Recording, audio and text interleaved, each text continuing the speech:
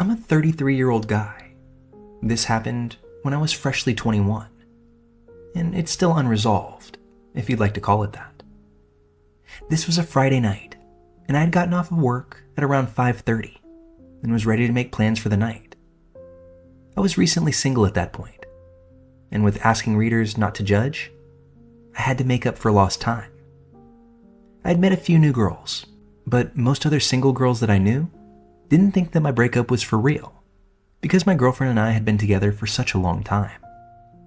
As a type to kind of stay away from clubs, I began to explore online dating. While at home, I start looking at girls near me on Plenty of Fish.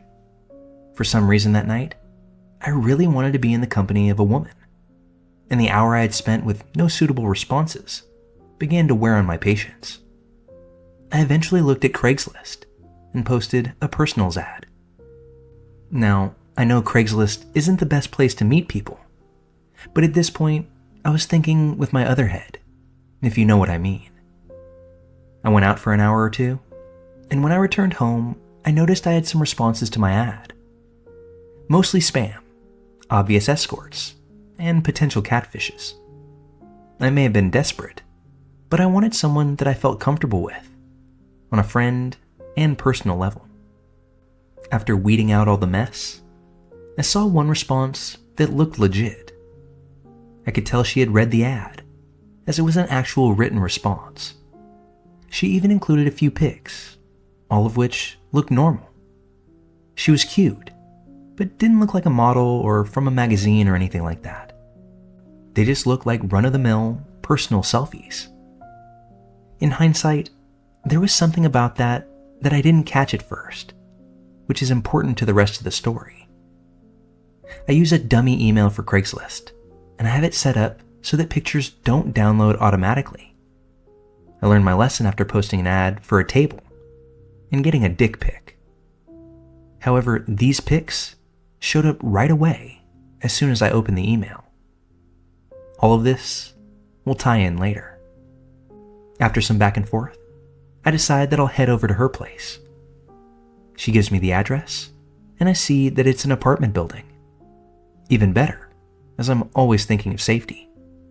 I didn't want to go inside an actual home. I get there and email her that I'm outside, just to give me the exact building and apartment number. She gives me the instruction to walk to the courtyard of the apartment, so she can make sure I am who I'm saying I am. Understandable. I said that I was 5'11", and I'm sure it would be sort of scary on her end if someone 6'5" was out there. After seeing that it was truly me, she says she has something to tell me. I'm thinking the worst. Start to think of what it could be. She then tells me, "I'm really a man. I'm sorry. But now, I'm pissed." And that washes over me immediately, as I feel played. I'm prepared to just take my loss and quickly head back to my car, when I get more rapid-fire emails. He tells me that if I still want to come in, that he can give me money, cook me food, have drinks ready for me, or whatever. He sounded like he just really wanted the company. But I'm sorry, I'm not just going to chill with some random guy. He sends the last email that simply says, $200, 2 hours, no touching, no sex. I'd be lying if I said it didn't catch my eye, and I find myself walking up to his door. Stupid, I know, but at this point, I'm thinking I'll just take his $200, maybe knock over some of his things for tricking me, before leaving. My better judgment gets the best of me, thankfully, and about 5 feet from the door, I turn around and leave. I decided that this was a sign that I needed to stay home for the night. I stopped at a 7-Eleven to grab a beer. I get back in my car and start reading through Facebook, when all of a sudden, I get a Facebook message from someone I don't know, who I can tell is using a fake profile. The message says, "I'm sorry. Can you just please come back?" I get upset at the nerve of this guy, and then the air escapes from my throat. how did he get my personal Facebook? I used a fake email that has no ties whatsoever to my real name. I messaged him back, "Leave me alone. I'm not interested." The man then threatened me by saying something along the lines of, "You should really take a second to listen," before inserting my real name and my job. While my name was listed on my Facebook, my job wasn't. And while it wasn't completely accurate, this particular job is one that I held before I went off to college, it still freaked me out that he got that information. I told the man, "Either stop, or I'm coming back with some help to make you stop." I didn't get any more messages after that. I deleted the Facebook ones, deleted my email account, and went home. 2 nights later, I'm on my computer when again I get a Facebook message from the same guy that says, "Black shirt." I don't even begin to give the time of day to decipher that before deleting the message. I block him. 10 seconds later, I come to the realization that I'm wearing a black V-neck shirt. I look at the window as if I'm suspecting someone to be peering inside, when I remember that I'm on the 11th floor of a high-rise building. There's only one way in, and the door has a strong deadbolt lock. Whenever I come in, I quickly close and lock the door due to my pets, so I knew there was no one physically inside with me. I'm a bit startled, but I brush it off as a scare tactic. I bet like 6 in 10 guys right now are wearing a black shirt. The man just seemed like a lonely troll, and I'm sure he was doing this to everyone who fell trapped to his Craigslist scheme. I closed my computer and went on with my evening. Flash forward another 2 days. I'm back sitting at my computer as usual, when once again, the same guy messages me. I already know it's going to be nonsense, so I'm going to do a mark as read /delete so he cannot see that I read it. I see the partial message that says, "black and red globe." I literally scoot my chair back and stare at my computer. Right behind me, I'm sure reflecting in my screen if the light would have hit it correctly, sat a globe with black water and red land. A friend got it for me because it was different. I understood the reference right away. This man obviously had access to my webcam. I then thought back to my original email. He penetrated my picture firewall, and he somehow tied my fake email to my real name. I'm pretty good with computers, but I'm the first to take note when I'm dealing with someone who is a genius with computers. This man gave off every vibe that he knew what he was doing in the computing world, and maybe even the hacking world. I slam my laptop shut, pace around the room, mumbling critical comments to myself about how I'd been so careless to get in a position like this. I run to a drawer and scramble for the black electrical tape. I find some and place it over my cam. I'm officially freaked out at this point. I'm not a tough guy by any means, although I hold my own in most situations. But this felt out of control. I delete my Facebook account and every other social media account as well. I spend the next 10 minutes privatizing my online presence and cleaning out my computer. I keep the tape on and try to get on with my week. When the next day, I get home at around 6 p.m. I enter my apartment, close the door, and greet my pets. That's when I see a white piece of paper that had been slid underneath my door while I was away. This usually either meant maintenance had a project going on, we were late on rent, or the elevators were broken. I pick the note up and see that it says, "Blue doormat." To give you some background, during a drunken escapade, my ex and I bought a bright blue doormat that we were both 100% certain was green and would match the green carpet outside our door. When we both sobered up the next morning, we realized just how off we were and decided to keep it as a joke. This man had been inside my building, at my door. Now, the thing is that this is a big building. Dozens of apartments. You would need to know the building number, address, floor number, and my apartment number to find it. My dog wasn't going crazy, but I ran into the kitchen and grabbed a knife. I swung the main closet doors open, finding nothing.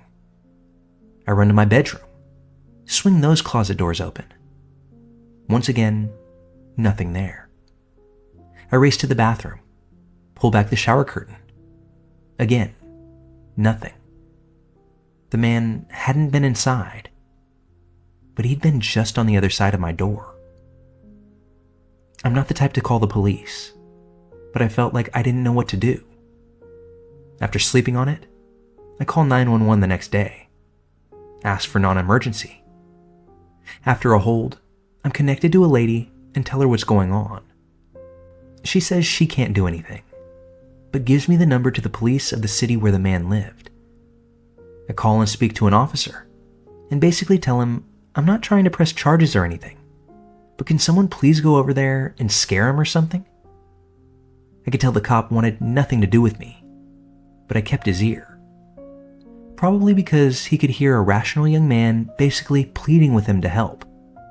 He ultimately said that he would send someone out there. I get a call a few hours later from the station. The cop I spoke to before says there was no answer at the door. He told me he went to speak to the leasing office, and the property manager said that the only person who lived there was an older woman who had been there forever. I froze for a moment. The guy wasn't even at the apartment when I came there. I started to think, could he have been in a different apartment? Was he waiting outside in a car, behind a tree somewhere in the courtyard? I personally think that he was somewhere inside a neighboring apartment, just watching the whole scene play out. The cop told me to reactivate my account and wait for another message. I did that for a month or so, before shutting it down for good and making another one. I just felt more comfortable that way. I've never had another encounter, and have since moved and gotten a new computer. I got the courage to go up to that apartment twice. The first time, I didn't get a response when I knocked. The second time, I was greeted by an older woman, similar to what the cop had told me. I told her what happened, and she assured me she had no sons or nephews or anything like that would be behind it. She left me with a lecture telling me to be safe. Like I said at the beginning, this unfolded more than 12 years ago now. I look back at my 21-year-old self and wonder what the hell I was doing. I would never, ever consider meeting someone online like that now. And while I know now that it's even more popular of a way to find partnership, I encourage everyone to realize that if it seems sketchy, it is sketchy. Don't put yourself in the same position, or worse, that I did to myself.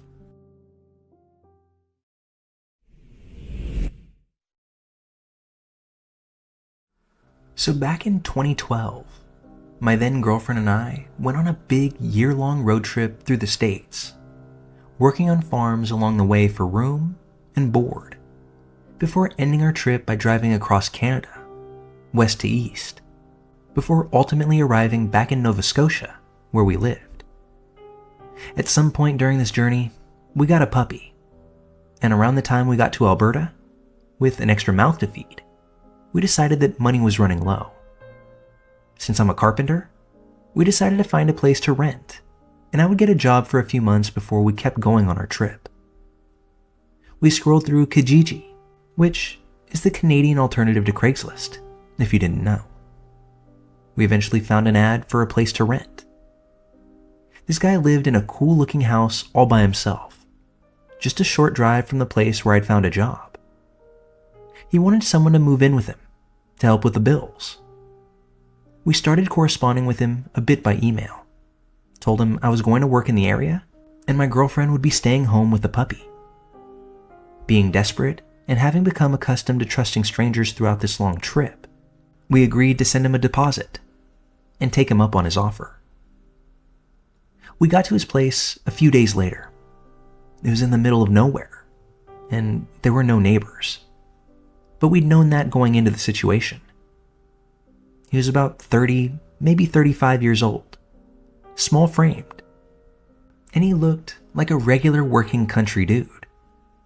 Except, I found his facial expressions and mannerisms rather weird. He had this almost perpetual look of fright on his face, almost like he looked ashamed of himself, though he had a dog of his own that he would never allow inside.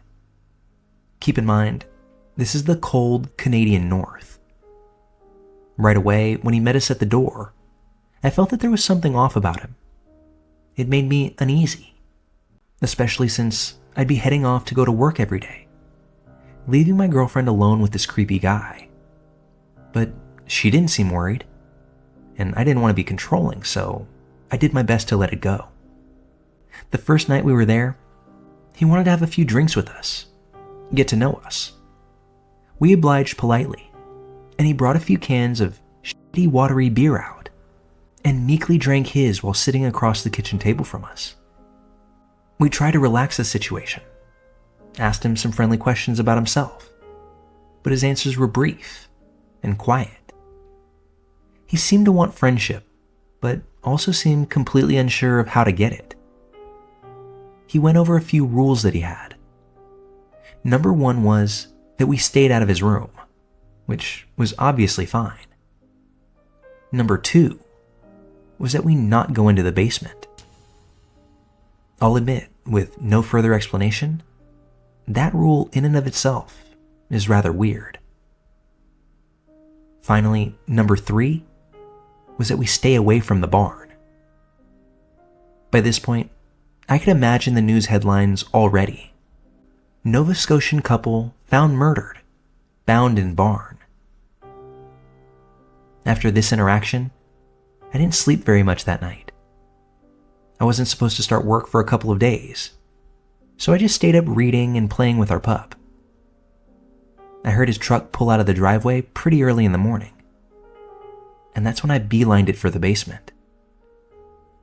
It was a pretty bare setup, just a washing machine and dryer, along with some folded up lawn chairs. There was a closet near the edge of the room. I'm not familiar with basements having closets. While I didn't know what I was going to find inside of it, my curiosity wasn't going to let me walk away from it. I opened that door up, found a weird nurse's costume that looked as if it was marketed for sexual purposes, along with a roll of duct tape, a set of handcuffs, a shotgun, and a box of shells, all sitting neatly together on the same shelf. Without any pause, I walked myself back upstairs, woke my girlfriend up from her slumber, explained that she no longer had a say in the matter, and that we were leaving before he got home. Once in our car and many miles away from the property, we sent him a message saying that a family member had taken ill, and we were moving back home. He never offered to return our deposit money. In fact, he never even responded to the message. And since that point, we had no more contact with him.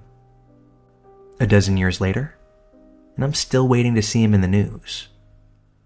My ex thinks that I'm a worrier, although her parents thank me profusely.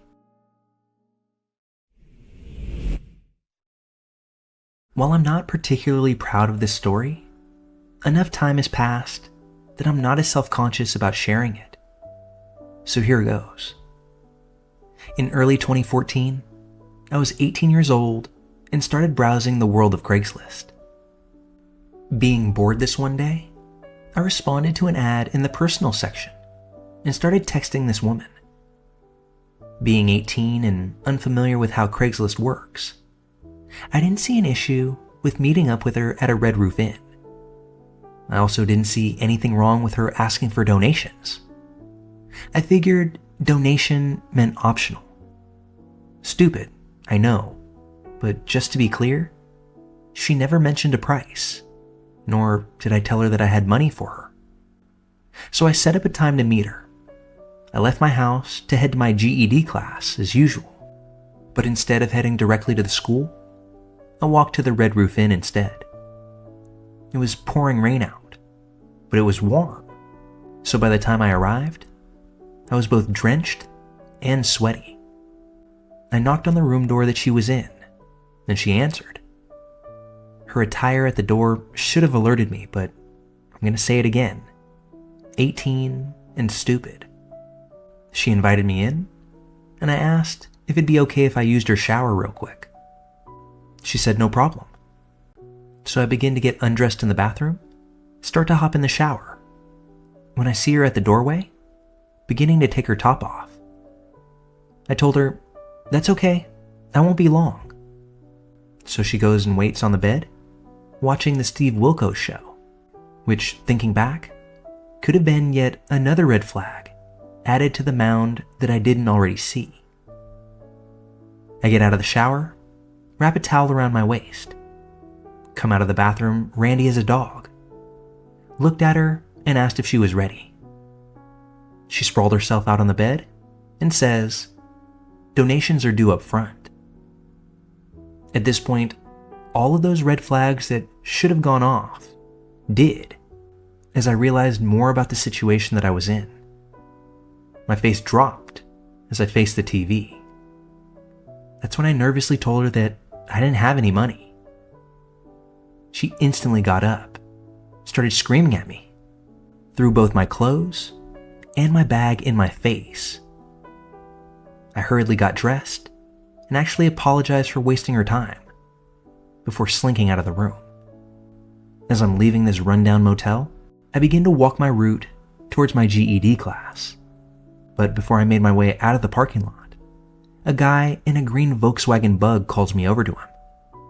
I tried my best to ignore him, given the fact that not only was I embarrassed about the situation, but I was in a rough part of town, and I didn't really feel the need to converse with anyone.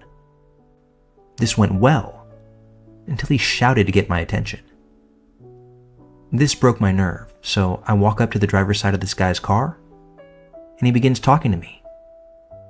Now, I'm going to say up front, this guy looks sketchy, and connecting dots, I figure that he's this woman's pimp. He's talking to me with his left arm up on his door, and his right arm down at his side, clearly holding a pistol. At this point, I'm almost certain that I'm going to be shot. He says to me, "So, why would you come here knowing you don't have any money?"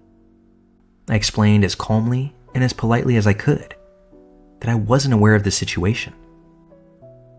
That's when this guy pulls his arm up a little to show me the gun clearer before saying, "I have messages between you and her saying you had money for her." Now, like I said earlier, I never told this woman that I had any money. That's when this guy decides to lower his gun and all but whispers to me, "You're lucky you came to see one of my girls. Other girls would have stabbed you with a broken crack pipe. Now, I see you're pretty young, so I'll let you off with a warning this time. But it won't be the same if I catch you doing this again." He then motioned me to be on my way, but you bet your ass, I kept looking back to make sure I wasn't about to be shot from behind. This is the story of my first and last ever time attempting to hook up with somebody on Craigslist. I may have been stupid, but I didn't need to learn this lesson more than once. With everything that has changed between then and now, I don't even know if Craigslist can be used in this sort of manner. But regardless of that, I wouldn't recommend it anyway. Don't be like me.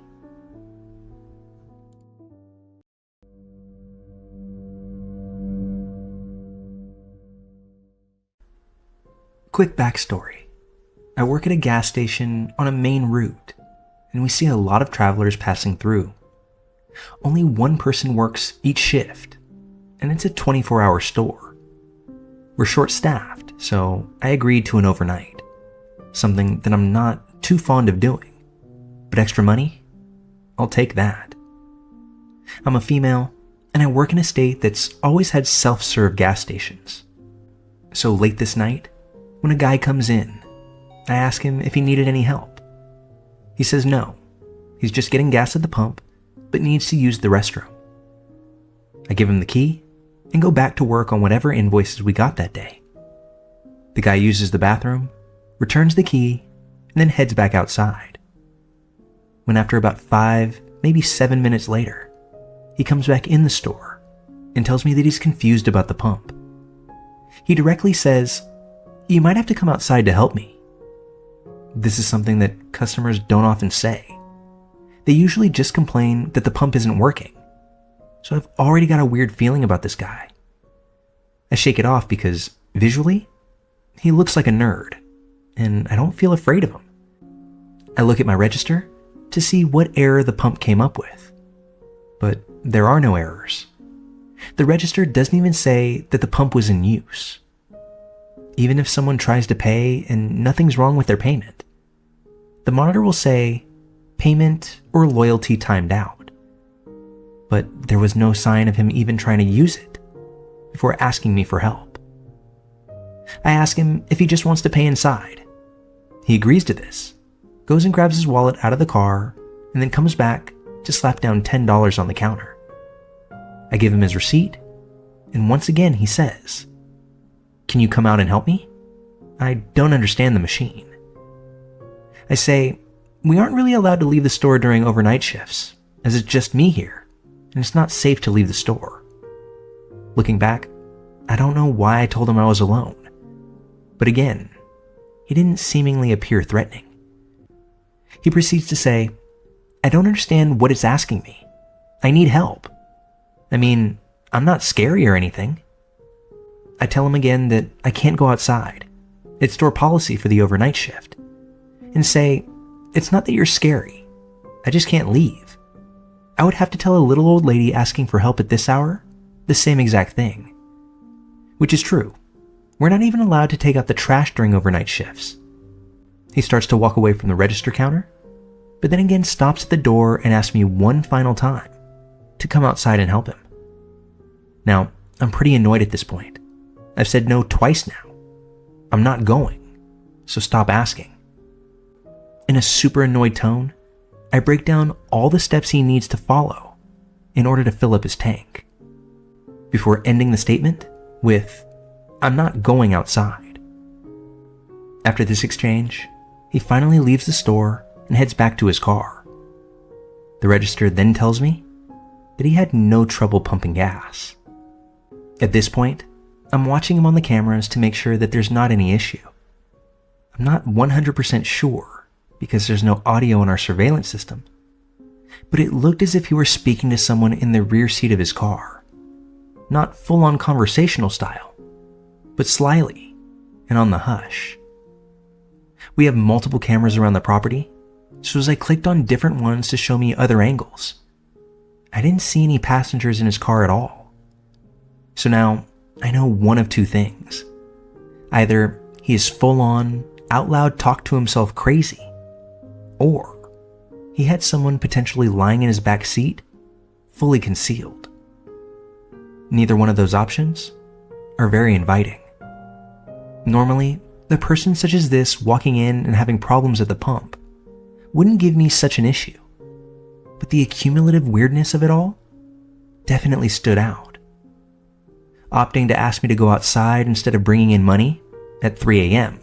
is weird enough, but add in how he didn't bother to use the pump before he came inside to ask for help, claiming that it wasn't working, and then not taking my first no for an answer only adds to the strangeness.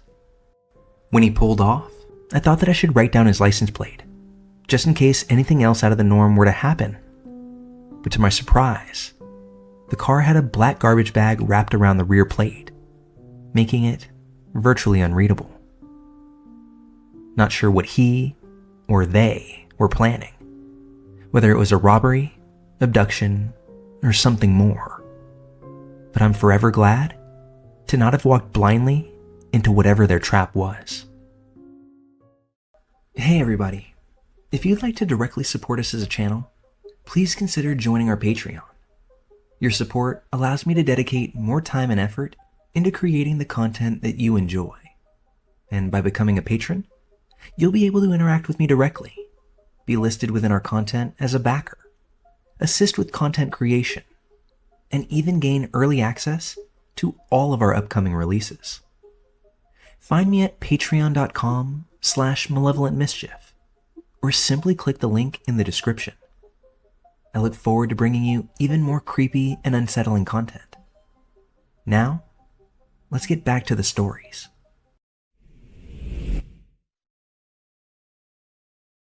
About a decade ago now, I was in my final semester of college. I worked at a department store in the mall. I didn't have a car yet, so I asked for solely day shifts, because taking public transport, it's 2 hours both to and from home. So basically, if I had a closing shift, I'd get done at 11 p.m., but I wouldn't walk through my front door until 1 a.m. This wasn't a perfect system, as there were occasions where I would get closing shifts, much to my annoyance, as most of my days started with the 6:45 a.m. class. This would cause my mother to worry, because who wants their kid on public transport that late? There were times when she could come get me, and that was much appreciated, although I did realize that it was a bit of a hassle to get my younger sisters out that late as well, so I'd feel guilty for requesting it of my mom. My managers, being the jerks that they were, gave me a week straight of closing shifts, fully knowing my situation. I was pissed, but whatever. I needed that paycheck. One night, I had just finished my shift, gotten on the bus, and was minding my business when my iPod died. I was annoyed, but I kept my earbuds in, tried to occupy myself by playing a crossword on my phone. About 2 seats behind me, I hear these 2 men speaking Spanish. Now, my stepmother is Puerto Rican, so while I understand a fair bit of Spanish, I don't really speak it. I hear them talking, but I don't really pay attention because it's rude to eavesdrop and all. Until they say, "That girl up there." This perks my ears up. I keep my earbuds in, that way they think that I can't hear them, but I continue listening. What they're saying is horrific. To paraphrase, they knew my stop, the second to last one, before the bus gets back to the terminal. And while my stop is at the front of my neighborhood, there are no real streetlights, and at this time of night, it's pretty much empty. To put it simply, they were planning on, quote, snatching that piece of ass up. I was about 20 minutes from home, so I knew that I had to act quickly. Since I knew they could see me, I pretended that I was simply playing on my phone, oblivious, while I was actually texting my mom. "Mom, can you please meet me at the bus stop?" 5 minutes go by, no answer. We're getting closer to my stop, so I decide to call her cell. No answer. I call the house phone, and thank God she finally answers. It's about 12:30 a.m., so she was clearly asleep. I try to talk as cheerily and calmly as I can. This was our convo. "Hey Mom, did you get my text?" No. What's up?" "Oh, I sent you a picture of these jeans I'm gonna order online when I get home. I really need your opinion, so I'd really appreciate if you went to look at the sale, since it ends at 1 a.m. I'm glad that even half asleep, my mom is sharp as a tack. She gets the hint that I need her to look at her cell phone right now. So I say goodbye and just hope for the best. We get to my stop, and to my joy, I see my mom's car. I quickly gather all my belongings from the seat and hightail it off the bus. I don't even look behind me to see if they're following me. I just jump right into the car and tell my mom to go. As we're pulling off, I peer in the rear view and see these 2 guys standing in the middle of the street, staring at the car. Once we're home, I fully explain the situation to my mom just a little bit better. I'm so thankful that even though she didn't know exactly what was up, she didn't hesitate to just hop in the car and come grab me. The next morning, I called my job and told them that I quit. no more public transport for me. Thanks to my stepmom for teaching me Spanish, and thanks to my mom for getting the hint.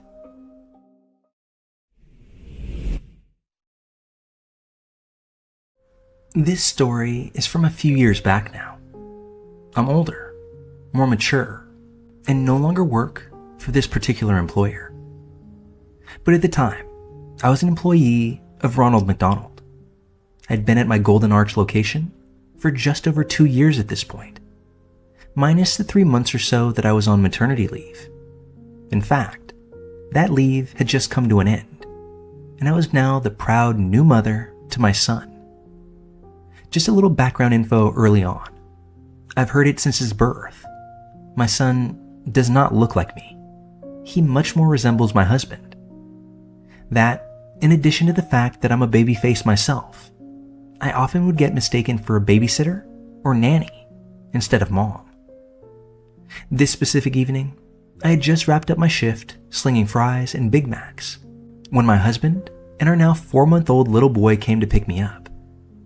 They came into the dining room, and I took this opportunity to introduce my baby boy to all of my coworkers. We ordered a few meals for dinner, while my coworkers all cooed over my baby at the pickup counter. My husband took this free moment to excuse himself to the restroom. It was about then that I noticed an older man sitting in the dining room, watching us. As a new parent, this is something you deal with pretty regularly. Strangers staring, due to the fact that babies tend to invite attention. Not exactly weird, especially because I recognize this man as someone that frequents our location. But things get weird the moment that he approaches us, smiles at my son, and straight up asks if he could hold him. I politely decline this request when he pulls a $20 bill from his pocket. He says, "Why don't you take this, get yourself a sandwich, and leave the baby with me?" Again, only slightly less polite this time. I say, "No thanks." At this point, we had just gotten a new GM at the store. With him present and me wanting to maintain a good impression, I didn't fly off the handle on this strange man practically insisting on taking my baby. When he says, "Aren't you hungry? It's gotta be so hard to work 2 jobs. I'm sure if anything happened, the parents wouldn't blame you." That's when my husband came out of the bathroom and placed himself between the strange man and myself. "Oh, you must be the father." He then turned and offered my husband the money, but didn't talk about taking our son. That's when we as a family decided to make our way out of the store. But the man followed, offering us money the entire way. My husband, finally fed up, stopped on a dime. This caused the old man to run into him, and my husband stared daggers at him until he retreated back into the store. On the way home, I recount to my husband what had happened while he was in the bathroom, to which all he could do was shake his head and say, "What a weirdo." A few weeks later, when I was back on the job, the old man came back into the store. He ranted up and down about how he could have given that baby a better life than that young man. I told him I was the mother and that he could get his sausage biscuits somewhere else because he wasn't welcome here anymore. The GM, the same one that I had been so worried about maintaining an appearance in front of, instantly stepped in front of the counter and ushered this man out the door, while stating that if he were caught on the property again, he'd be arrested. I'm proud of myself for standing my ground the second time around, and my general manager even lauded me for taking control of the situation. While I no longer work at Mickey D's, I remember my time there fondly. A lot of the customers and my coworkers were kind and sweet people, but there's always that one that you'd be fine never running into again.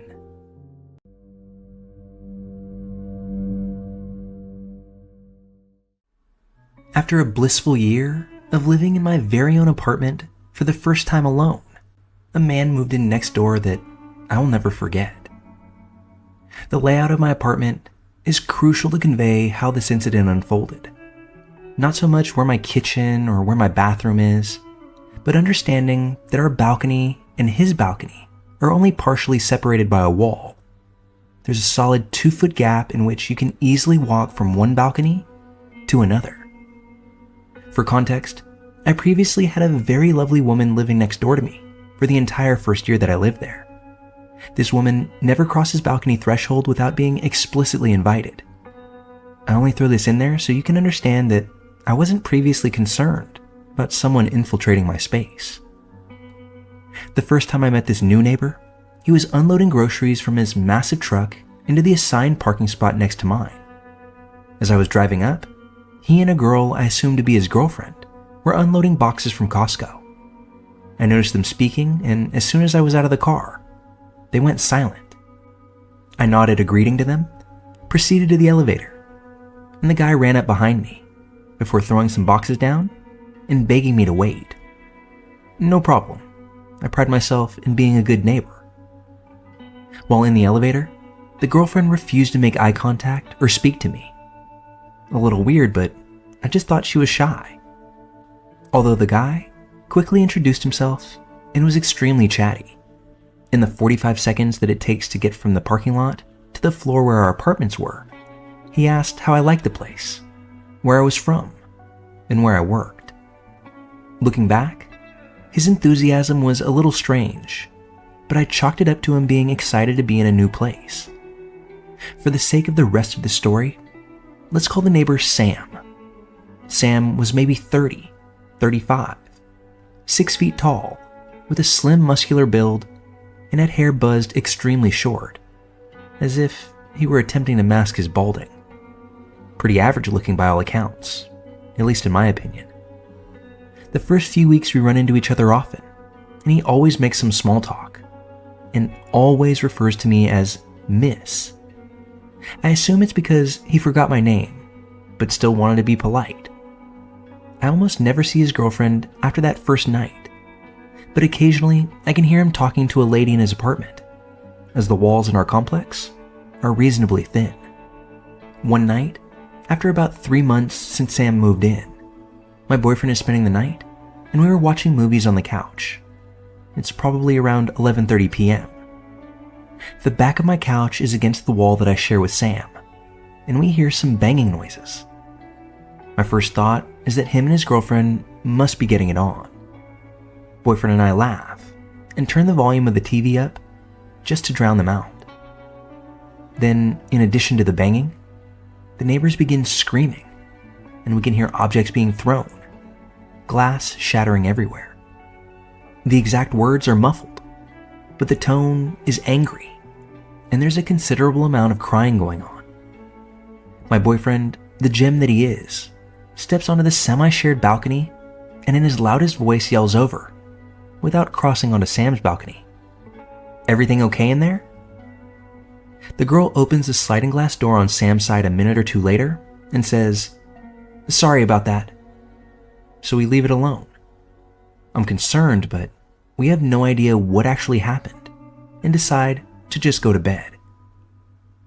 I wake up around 3 a.m. to more screaming, but my boyfriend, dead asleep, refuses to wake up, and I'm not about to take my 5-foot self to break up whatever is going on at 3 a.m. I considered calling the police, but was so drowsy that I convinced myself that I had possibly dreamt it. I deeply regret that decision. The next morning, I woke up to some terrible personal news, an entirely unrelated death of a friend of mine, and pretty much put the events of that night on the back burner. I didn't forget, but it also wasn't squarely on my mind. Fast forward about 2 weeks. It's a warm day, and I'm outside on my balcony reading a book in a robe, sports bra, and shorts. I'm in my chair that faces away from Sam's apartment, so I can't see his side from where I am. I'm deep in my book, when suddenly I get tapped on the shoulder. Sam is firmly standing behind me, and asks if we can talk for a second. This man has already crossed the invisible line by coming onto my side of the balcony, but I also can't get to my door without physically moving him, so I ask him what's going on. He told me it was his birthday and asked if I knew where to get weed because I seemed like a girl who knows how to have a good time. As we live in a state where weed is legal, I told him that I'm sure Google would provide the best dispensary in the area, but that I personally didn't have any. He proceeds to tell me how drunk he got last night, and at this point, I'm just itching for an exit. As I start to move, as if to signal that I'm done talking, he reaches out for my shoulder and tells me that he hit/scratched my car last night because he was driving, quote, very wasted. He says all of this with a smile on his face, almost laughing. I'm surprised, but mostly want to get away from him because my creep senses are starting to tingle, and I don't want to blow up at him for hitting my car. He says he'll send me his insurance info if I give him my number. Thankfully, I knew that that would be a bad call. I make a bad, nervous joke about knowing where he lived and said if the damage was bad enough, I would knock on his door to get his information.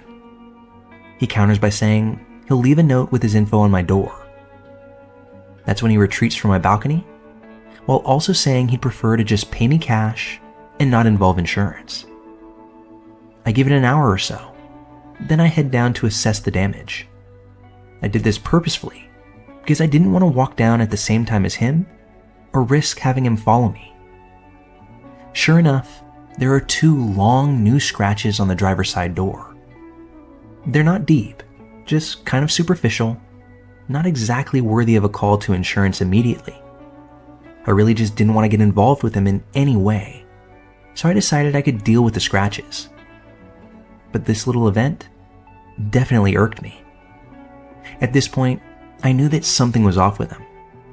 Nothing unusual happens as far as I'm aware of this night.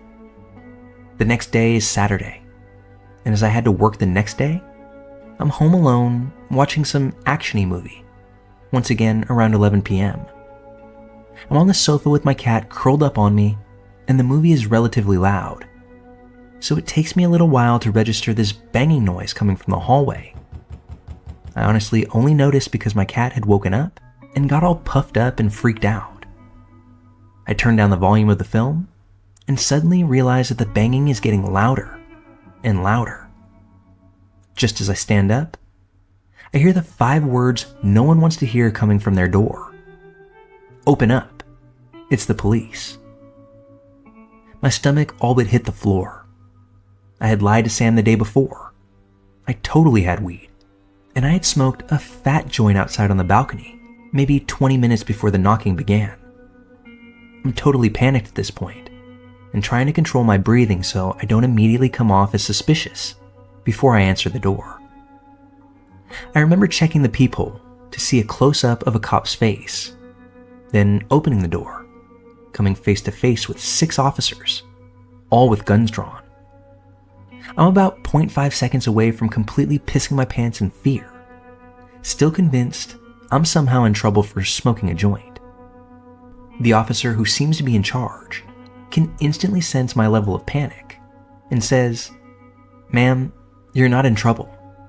We need to speak with you about your neighbor. Would it be alright if we came in?"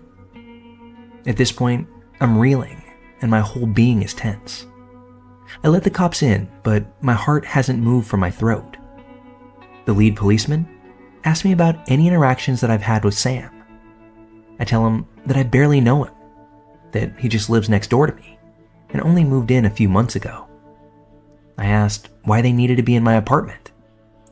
I'm scared, but also I don't always trust cops, and I have the right to know why 6 of them practically waved their guns in my face. He proceeds to tell me that Sam is a bad guy. He apparently beat his girlfriend so badly the night prior that she was now in the ICU for her injuries. The cops also told me Sam's girlfriend said she believed he had a gun and that he was currently using something to barricade himself in the apartment next to mine. Lead officer says he has spoken to my building manager and knew my place had access to his balcony, and they needed to use it in order to arrest Sam. I'm probably visibly shaking at this point as fear courses through me. Next, they asked me to go into my bedroom, lock the door, turn the lights off. I comply. The next 30 to 45 minutes were absolute hell. In my panic, I had left my cell phone on the kitchen counter and had to sit in my room just listening to the commotion. No shots were ever fired, but there was a lot of yelling and what sounded like things being thrown.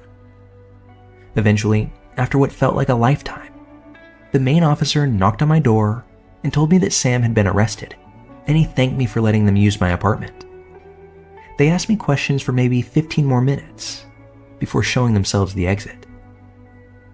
I wish this is where the story ended, but there is a bit more. In the days following Sam's arrest, I became even more panicked about him coming back to the apartment building, worried about retaliation. I hadn't said anything to the police, anything that would technically incriminate him, but I had told them about the night my boyfriend and I heard them fight. About 5 days later, Sam reappeared at the building as I was coming home from work one evening. He tried to approach me, but the elevator door shut just as he was running to catch it. My whole body was tense once again, like that feeling you have when you come this close to getting into a car accident, yet narrowly avoid it. I stayed off my balcony entirely from this point on, and always kept the curtains closed. Sam and I didn't speak, or really even see each other at all for another few weeks, before we had our final interaction. Sam stopped me in the parking lot one night, running after me as I was once again about to get on the elevator. He begged me to tell him why I let the cops in that night. I told him the honest truth, that I was stoned, didn't know what to do, and had a bad history with cops. This is all true, and again, I was still concerned about him trying to retaliate towards me. He then got pretty upset, kept trying to repeat the question, obviously wanting a different answer. When I couldn't give him one, he then plain out offered me $3,000 to testify as a character witness on his behalf, because I, quote, knew him and knew how he really treated women. I was speechless and beyond freaked out. He told me his hearing was next Thursday morning, and he asked if I could show up. I was like a deer frozen in headlights for a moment, and then somehow got the hell out of there, after mumbling a string of words that were most likely incoherent.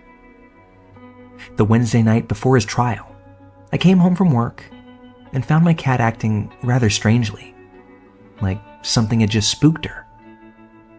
I kind of shook it off, but I noticed through the curtains there was something taped to the outside of my sliding glass door. Apparently, Sam had left a note with his phone number and name, along with the phrase, "I'm counting on you." Needless to say, I didn't show up at his court date. I took a photo of the note, grabbed my cat, locked all my doors, and stayed at my mom's house for about a week after this happened. I did phone the police to let them know that he had been on my balcony again, but they never followed up with anything. Eventually, my boyfriend came and we went back to my place together. Everything was just as it should have been. I never saw Sam again, but a few weeks later, a lady I'd never seen before was cleaning out his apartment. A day or so after this, I ran into my building manager and had a chat with him about Sam, in an attempt to discover if Sam had been evicted or see if he had gone to jail. The manager disclosed that his girlfriend pulled through. I never knew her name, so I couldn't follow up with trying to see if she was okay with local hospitals, plus HIPAA and all. The manager told me verbatim that they had made an exception for Sam to break his lease, but that he wouldn't confirm whether or not that was because Sam was in jail. About a month after this, new people moved into the apartment, and things have been normal ever since. I tried calling the police and the county jail to see if Sam was in lockup, but no one was able to release information to me. I'm hoping that that means he's there, especially if he did what the police said he did.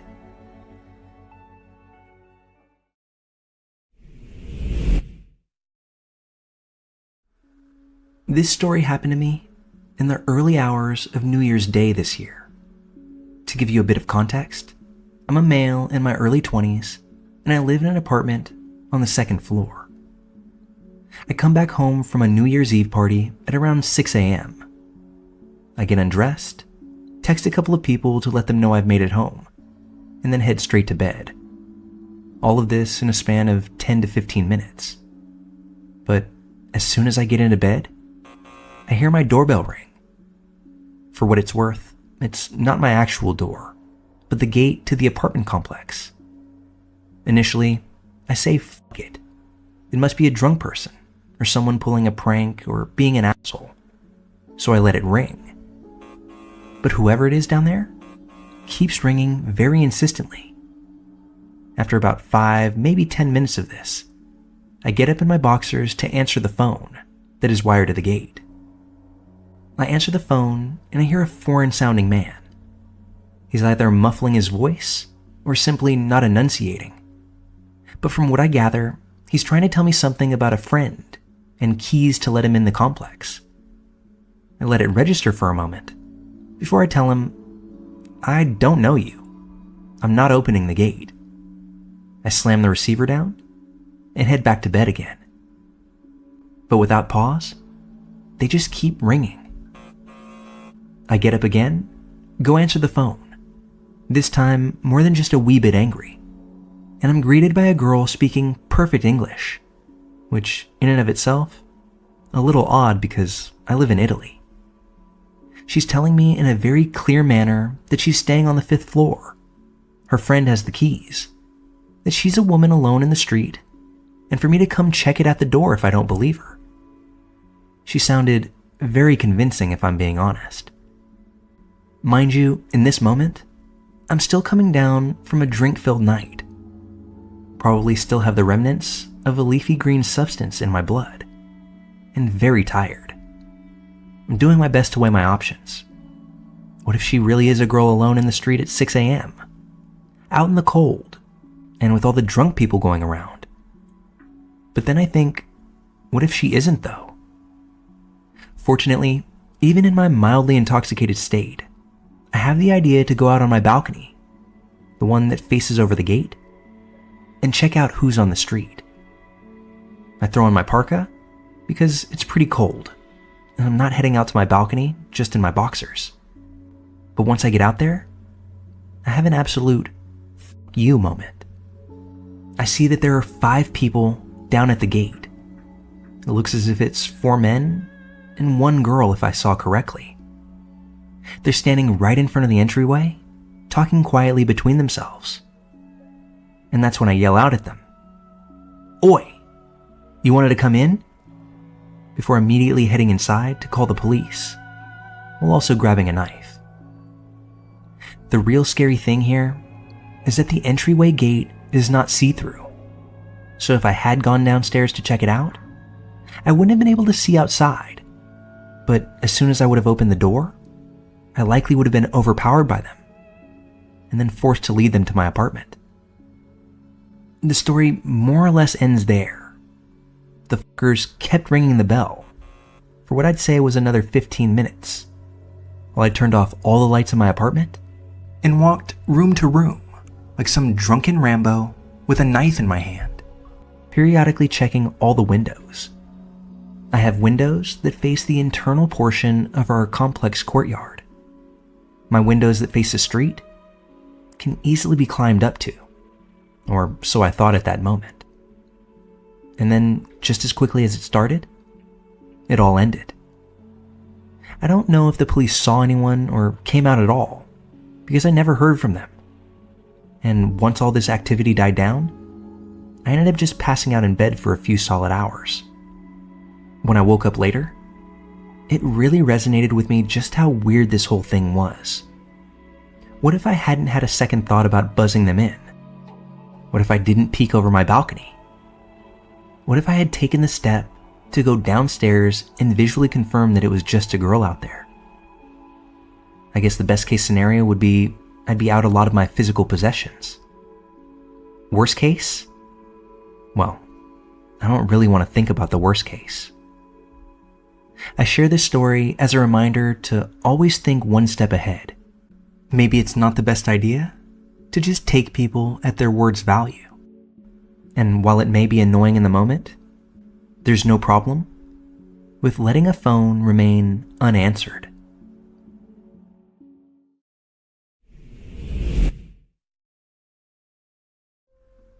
Last year, my fiance and my mother passed away, one right after the other.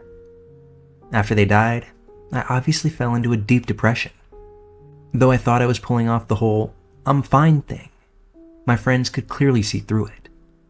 A close friend of mine almost demanded I move in with her and get out of the apartment that I shared with my fiance for 10 years. She wanted me to start fresh, and while I didn't think I was ready to move on, the idea of not living alone was appealing.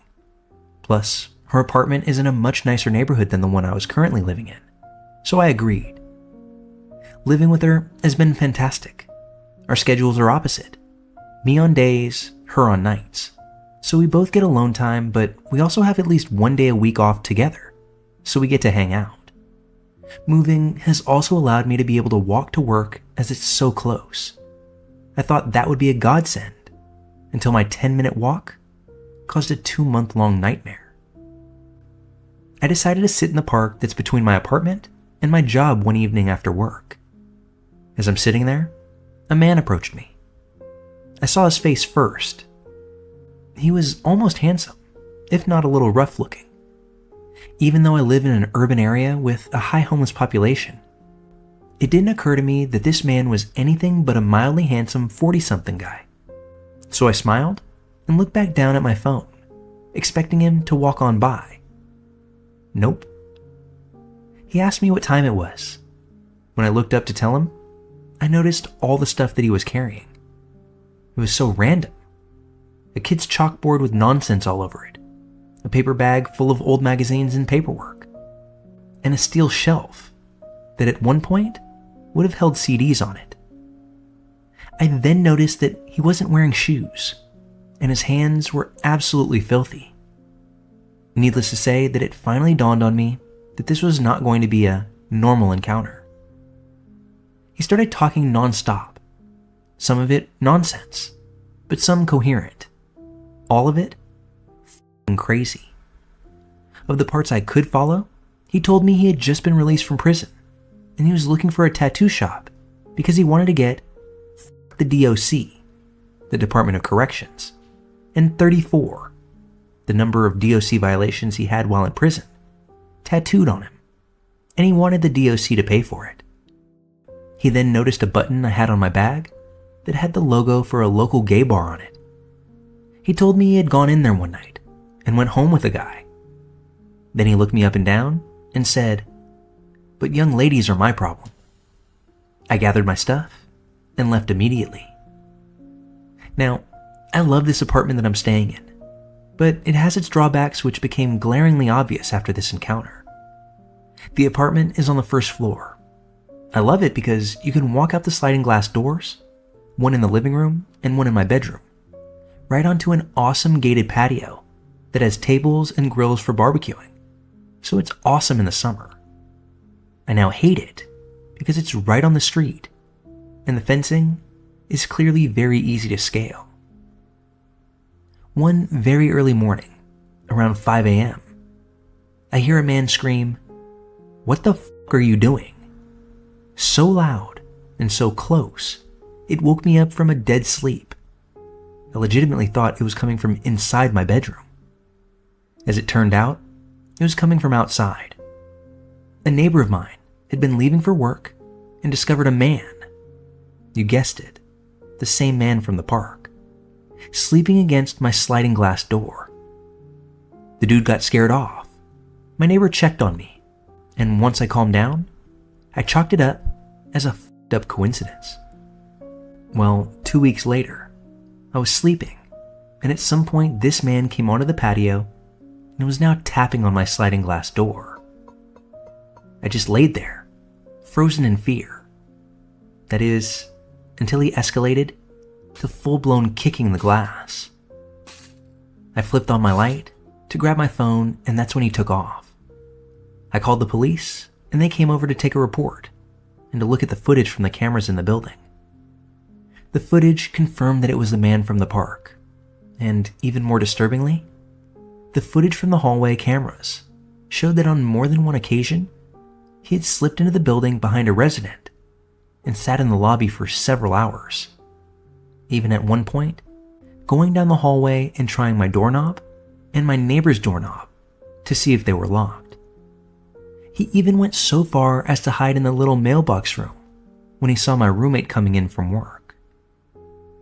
The police think he either followed me from the park or just happened to notice me at one point when I was on the patio. It's been a few weeks since this occurred, and I haven't seen him, and no one has reported seeing him in or around the building. My roommate bought me pepper spray, and my kinda kooky, albeit well-meaning neighbor, who has made it very clear he's retired military and a bit of a gun nut, checks on me nightly, so I'm not as freaked out as I could be. But still, it's wild when you move to a neighborhood that you think is safer than the one you're coming from, only to realize that's far from the situation.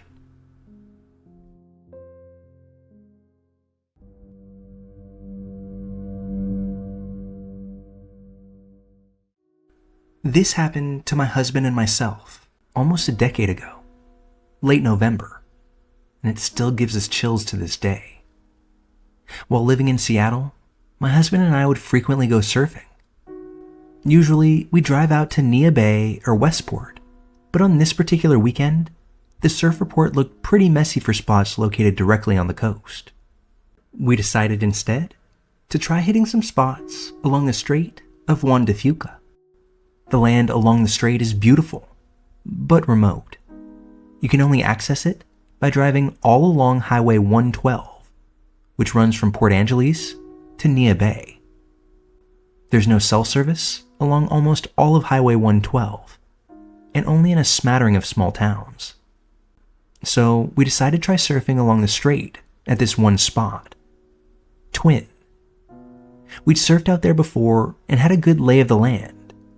The report showed that the waves would be best in the early morning, so we opted to drive out the evening before and then sleep in our car overnight. Since it was late November, we decided to forego paying for a camping spot at a nearby campground and just figured that we'd park somewhere along the beach at Twin. We figured there would be no one there, and we were right. We arrived in the afternoon around 3:30 p.m., and the only other people parked were a young couple in their Westphalia. Nothing terribly eventful occurred between our arrival and nightfall. We got there, cooked some dinner, and I took a quick walk along the beach. The only other thing of note that occurred was just before sunset, when we heard this loud whistling, and then saw some guy who'd been walking along the highway come down the entrance road towards the beach. My husband and I thought it was pretty fucking odd, given that there's absolutely nowhere you can easily walk along that highway. All he had with him was a tiny backpack, so he definitely wasn't hiking. He said hello to the young couple as he walked along the beach, and they invited him to hang out by their campfire for a while. Last time we saw any of them that evening was when my husband and I decided to call it a night and go to sleep. This was just after 7 p.m. I woke up about an hour later and opened the car door a bit to get some fresh air. That's when I noticed that the couple's Westphalia was now gone, and something about them being gone just unnerved me. I couldn't put a logical finger on why, so I chalked up my feelings to just being tired, and I laid back down. When I next awoke, it was close to 11 p.m., and this time, I shot up so quickly that my husband woke up alongside me. He asked what was wrong. I instinctively said nothing, just that I woke up startled. He seemed completely relaxed and fell right back to sleep. But I stayed up for about 15 minutes trying to listen for anything that I might have heard. In hindsight, I think my intuition was screaming to me that something was off. Since I didn't hear anything, I laid back down and really tried to focus on getting some sleep. About 20 minutes later, I woke up again, but this time, my husband was already up. He was sitting silently, clearly listening. Him sitting so still freaked me out, so I turned on the interior car lights and asked him what was up. He whispered, "Someone was just tapping on the windows." I remember feeling this deep sense of dread. That's when I tell him. When I woke up a few hours ago, I noticed that the couple in their van had left. There's no one else camping here. At that, we both put our shoes on, grabbed our flashlights, along with a knife, pepper spray, and opened the doors. Total silence met with pitch black darkness. My husband started up towards the trees behind us to look around, while I stood by our car and shined a light down onto the beach. I saw no one and sat on the back bumper while he continued to look. I checked in vain to see if I had cell service. Nothing. Maybe 2 minutes later he returned, walking fast. As he passed me, he whispered with a sense of urgency, "We need to leave. There's a car parked up by the exit road. It's just sitting there with the lights off, but the ignition on. I couldn't tell if there was anyone inside." In no more than a minute, we threw everything in the front seats into the back where we'd been sleeping, started up the car, and started driving back up towards the entrance road. We did this because we didn't want a chance taking the exit road and driving by that car. We peeled out of that lot fast, but in a moment of disorientation, my husband turned the wrong way and started driving down the highway towards Nia Bay. As we began going the wrong way, we drove past the exit road and, lo and behold, there was the car, now with its lights on. A few seconds later, we both noticed that the car was speeding up behind us. I practically screamed, "What the fuck are you doing? There's basically nowhere to turn around." The highway is narrow, with the forest on one side and the ocean on the other. Luckily, we saw a small turnout coming up. I remember my husband repeatedly saying, "Fuck," obviously voicing his discomfort in the situation, before cutting hard to the left. And as soon as we cut left, the person or people following us just kept on in the same direction. We took off back down the highway going like 90 back towards Port Angeles. No one followed us the rest of the way back. I still feel deeply creeped out when thinking about the intentions of whoever was in that car. We still go on the occasional surfing venture every now and again, but now we exclusively stick to the campgrounds. No more car camping for us.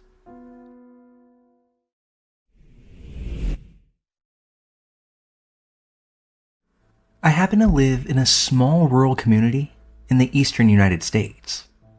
It's a nice little town. Because of my work in the medical field, I've met some interesting folks. I'm also familiar with law enforcement and other emergency personnel. Small town life isn't as dull and uneventful as people think, especially since everybody knows somebody who knows somebody. I have a lot of stories to share, but since this one just happened, I'll start here. Because it's very recent and the investigation is still ongoing, I have to be vague with some details, but I needed to tell someone. I'm single and live alone, and due to a stalker, I've moved twice, but that's another story for another time. However, it is relevant for this story for multiple reasons. The first reason being that I have a dog for the sake of protection, as well as having motion sensors and outdoor security cameras. The second reason being the location of my home, which is literally down the street from the fire department and a couple blocks from the police station. However, next to the fire department is the road department, which is basically a parking lot where they park their road equipment and empty garbage trucks at night and on weekends. Oddly, this lot doesn't have a security camera. Small town life, I suppose. My house sits on a hill with a good view of that side of the street. Due to the incline, the large trees in the front yard, and the half cornfield on the property next to me, most people in the street below wouldn't notice me in the backyard unless they were actively looking. However, I can see the street clearly. This incident happened a few Saturdays ago. The county was holding its annual Independence Day spiel with a community barbecue, music, fireworks, etc. I didn't attend because it's just not my thing. Plus, my dog and the sound of fireworks don't really go together. Before the big show, I took the dog out to relieve herself in the backyard.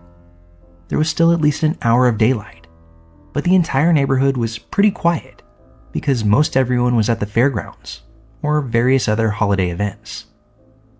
So when an unfamiliar, large white pickup truck drove slowly down my street, I noticed it. It must have turned around at the end of the street because I saw it again, moving in the opposite direction, only about 20 seconds later. This time, it turned into the parking lot of the road department. Now, people have been known to toss things into the empty garbage trucks, usually at night, to avoid getting caught, because they don't want to / are unable to make the trip to the landfill themselves. Usually, it's things like furniture or broken equipment, but I didn't see any of those things in the back of this truck. The driver was a somewhat stocky guy, looking to be of average height. He took 3 large black trash bags from the bed of his truck and tossed them one by one into the hopper of the garbage truck, before turning around, hopping back into his truck, and leaving. Now, I swear I'm not one of those meddling rear window types who always thinks activity is suspicious and that their neighbors are up to no good. But something about this didn't sit right with me. Normally, when I see people tossing their garbage into the trucks and leaving, I don't bother reporting it because it's relatively harmless. But this time, I had a gut feeling that I just wasn't going to ignore. So I called the police. If anything, they could get the guy for illegally dumping trash from a barbecue or whatever it was. While I'm on the phone with dispatch, I put my dog inside to cut down on possible distractions for when the officers arrive and begin to investigate. A few minutes later, an officer arrived and I crossed the street to meet him. I gave him a description of the events and pointed out which of the trucks the man had tossed the bags into. He found the bags, took photos, put gloves on, and told me to stay back. The bags were tied in a knot at the top, and it took him a minute to untie one because of the gloves and how tight the knot was. But eventually, he got it open, looked inside for no more than a few seconds, before twisting it closed and taking a few steps back. "Shit," I heard him say under his breath. "What?" I asked. "It's a body." Immediately, I felt sick. I could tell that he felt sick too. I saw him grow pale. His hand was even trembling when he held the radio. His voice was shaking as he gave the code to dispatch. The dispatcher sounded confused when she asked him to repeat it. But within 10 minutes, the county sheriff was on the scene. Even he looked sick at the contents of the bag. The coroner arrived 10 minutes after that, and the initial officer walked me back to my house along with another one who arrived at the same time as the coroner. My surveillance camera caught footage of the truck as it drove by both times, as well as pulling into the parking lot, though unfortunately not a clear view of the license plate or of the man tossing the bags out of frame. We watched the footage over and over, pausing frames, the officers taking notes. Ultimately, they requested this footage as well as a copy of the files from the past week to see if the truck had been in the area before. I was also directed to save footage until the road department installs their own cameras this week. Because this is still fresh, I don't have many more details. I do know that the body was, quote, in pieces, but I don't know the age of the victim, the gender, cause of death, anything like that. Information hasn't been released to the public. I don't know if the coroner has even been able to identify the body yet. A police cruiser has been parked at the fire department next door for constant surveillance, just in case the guy comes back again. The guy who dumped the body was likely a local. How else would he know that he could have dumped there? He no doubt thought that those bags would get buried in other people's illegal trash that accumulated over the holiday weekend, and that the sanitation crew wouldn't have bothered to investigate. When I think about how this guy most likely lives in my community, it makes me feel physically ill. To think that he had clearly scouted the area for a dump site, that it may not have been the first time that this had happened, that this could happen again. If I hadn't called it in, if I hadn't been in the backyard at that exact moment, or if I had ignored my gut feeling, the victim may never have been found, may never find potential justice, and their loved ones may never have closure. In fact, it seems that there's a real possibility that this might just happen again, only to another poor soul. I think it might be time that I moved again. Third time's a charm, right?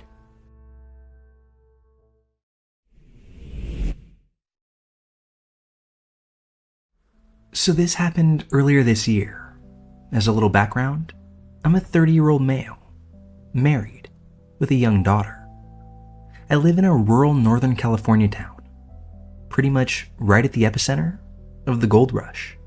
And I don't know if it's all the ways the land was taken or the ways people killed for wealth back then, but it's always seemed to have a higher share of strange recluses and sovereign citizen types. That being said, this isn't a haunting story or strange people of the woods story, but it was by far the most frightening encounter I've ever experienced as a father. Some time ago, I ended up with an extra day off, and my wife and I decided to go for a drive and check out a semi-local gun show.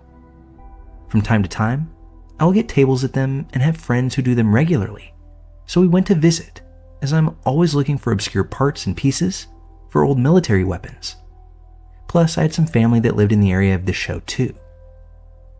We had a hell of a winter last year, so unsurprisingly, it was a cold, gloomy day. We drove about an hour to get to the show and knew the promoters, so we walked right in. As I was passing tables in search of the right stuff, I was carrying my daughter with me. She's very small and ridiculously cute, so everyone wanted to look and ask about her, which is pretty normal from what I've observed for parents. At times, you even draw a small crowd, usually of sweet little old ladies and even some grandpa types. As a side point, I had one grumpy lady telling me my daughter was way too young for this type of show. I looked at her confused and said, "She's like 3 months old. She's never going to remember this." But back on topic. There was one man who seemed a bit more excited than most men his age, but he said that he had worked as an EMT and in the NICU for years, so it seemed reasonable that he was so happy to see healthy babies. As the afternoon went on, he passed us a few more times, moving against the crowd, and he even commented on how beautiful she was, once to me, once to my wife. As babies often do at that age, my wife soon needed to breastfeed our daughter. We went out to the car and had blinders in the back seat so she could have some privacy and keep the baby from distractions. I turned on the heater, locked the doors, and went back inside to help a buddy sell during a busier point in the show. About 10 to 15 minutes later, my phone starts ringing with my frantic wife on the other end. No more than 3 minutes before, I had noticed that law enforcement had gotten up and walked outside the show. It took a minute to calm my wife down, but apparently, that same overeager guy had followed us outside and had been watching closely. While feeding our baby, my wife got that sudden feeling that makes your hair stand up on end. She looks up from our little girl's face, and that's when she saw a shadow standing outside of her door, blocking it from opening, while holding the butt end of a flashlight right up against the window.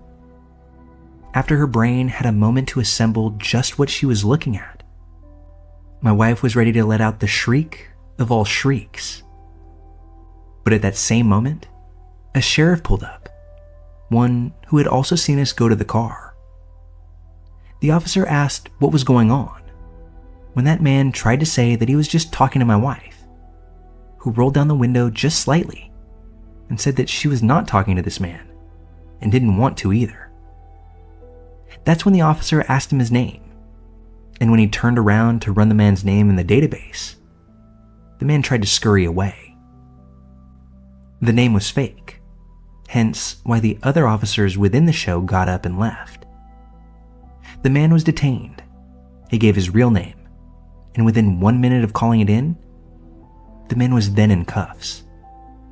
Turned out, he had multiple felony warrants out for him, all for attempted kidnappings. While right outside of our window, that man was waiting for the nearby cars to clear out. He was in the midst of trying to take my wife and my infant daughter. Had that cop not been right where he was, who knows how it would have unfolded. Too often, in stories like these, people are left wondering, where was the cop when I needed one? Well, this is the odd story, where luckily, the cop that we needed was right there.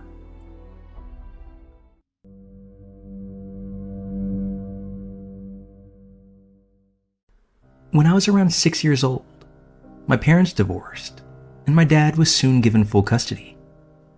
At that point, my mom was an alcoholic and had racked up a few DUIs and such. Anyway, my younger sister and I moved in with our father, and we moved to a new neighborhood. Us kids then transferred to the nearby elementary school. The school was pretty close to our new house, maybe only 5 or 6 blocks away, close enough to walk, but my sister and I were too young to walk alone.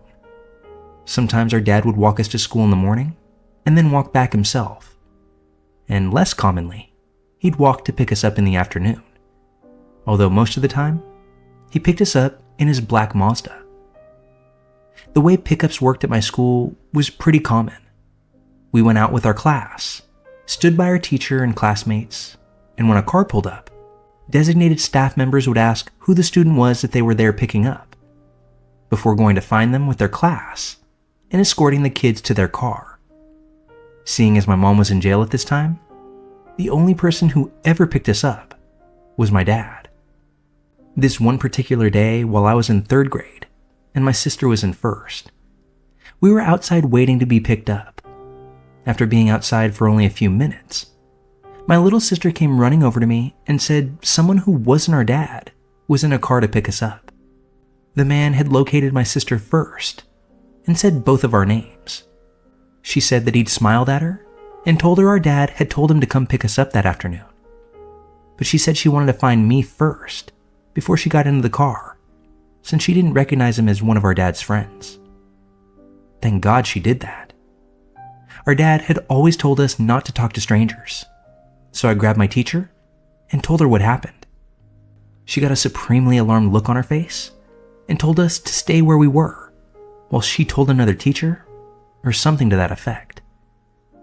Our dad arrived to pick us up a few minutes later, and we ultimately got home safely. We told him about what had happened, and we all had a long talk about safety protocol. He asked my sister to describe the man and the car, and that's when he called the police and gave them the best description he could, although my sister was very young and wasn't very focused on important details like that. A few weeks later, it happened again. But this time, the man pulled up and he said my name. Now, my dad had given the school the same info that he'd given to the police, but presumably, whoever this man was, he had multiple vehicles, because my sister said that he'd been in a red car, and this one was black, similar to my father's. I saw the black car and instinctively ran up to it, but luckily, I caught a glimpse of the face sitting behind the steering wheel before I opened the door and hopped right in. He was middle-aged, extremely pale, with a really angular face. We made eye contact, and his mouth was smiling, but the smile didn't quite make it to his eyes. They looked really wrong to me, squinty and almost angry. I quickly turned back to the carpool assistant who delivered me to the car in an effort to alert her. But by the time that I did this, that man was already pulling away from the curb. And just like my little sister, I couldn't give many more details. My dad contacted the police again, but without any license plate information, they weren't able to do much. The last time I saw this man wasn't until months later, near the end of the school year. I was walking home with a big group of kids that lived in my neighborhood, and he drove by us before slowing the car down and attempting to talk to us. I recognized his face immediately and alerted the other kids around me to run. Luckily, we were only about 3 houses down from where one of my friends lived, concerning her parents significantly as we explained the situation. I never saw him again after that.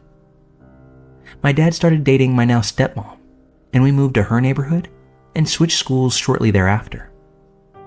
I still think about this man occasionally, though. His face was actually in a dream of mine a few nights back, which gave me the inspiration to share my experience.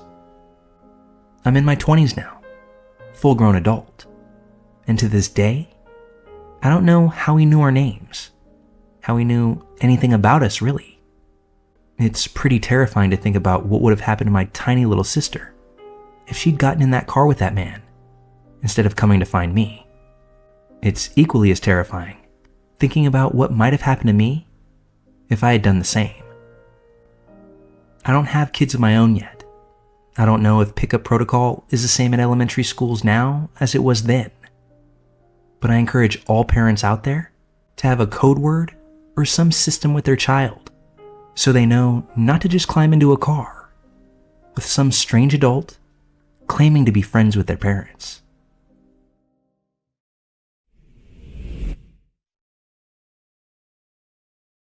This is a story that I'm not supposed to be telling. It's a family secret that I'm not even supposed to know about. When my grandfather was younger, he became the principal of an elementary school. He was in his late 20s or early 30s at the time, and despite being young, my grandfather was a born leader. He was a great principal, and everyone loved him. I can attest to that, as I attended multiple award ceremonies for him, and the respect and admiration that he received was true and heartfelt. There was this young boy at the school who was having behavioral issues in class, and my grandfather saw that the kid didn't have a lot of parental support. So he called in the boy's father and had a talk with him about spending more time with his son and just a general parenting session. It turned out that all the boy needed was his dad's attention, and after a few weeks, he was a happy and model student. He would see the dad playing basketball with his son in the schoolyard after he got home from work. It was one of those moments that he took pride in, being able to make a difference in people's lives. However, not everything had such an easy solution, and my grandfather found himself having to deal with a particular employee, Stanley, the janitor, who had quite the knack for showing up to work drunk. You see, Stanley was an alcoholic, and one with a mean streak. My grandfather tried on multiple occasions to deal with Stanley's behavior, when finally one day, Stanley showed up to work so drunk that my grandpa sent him home and called the superintendent to let him know that he was going to fire Stanley the next morning. My grandfather then asked the superintendent to let him deal with Stanley when he was sober, because otherwise, Stanley wasn't a stable person. As it goes in these kind of stories, the superintendent was furious and decided that he was going to call Stanley himself and fire him then and there, despite my grandfather's warning. The superintendent acted independently and didn't even think to call my grandpa to tell him about it either. So he was completely in the dark, thinking that he would be left to deal with Stanley in the morning. Upon hearing the news, Stanley was enraged and drove back to the school that evening. He searched the offices, my grandfather's included, tore the entire school apart until he finally found what he wanted. He was in a blaze of fury on his way out, and that's when he saw the father and his son still playing basketball in the yard. That's when he walked towards them, pulling something out of his trousers. It was a gun. He He then proceeded to shoot the little boy, killing him instantly. And even though the father was devastated, hysterically crying out, he somehow managed to get the gun away from Stanley before shooting him. My grandfather was called back to school immediately because the police said that there were 2 dead bodies on the grounds. The little boy and Stanley were dead. What my grandfather was met with once he got back to the school was a heavy police presence, 2 white sheets from the coroner draped over the bodies of the deceased, and the gut-wrenching cries from the father, no doubt emanating from the fact that he couldn't save his son.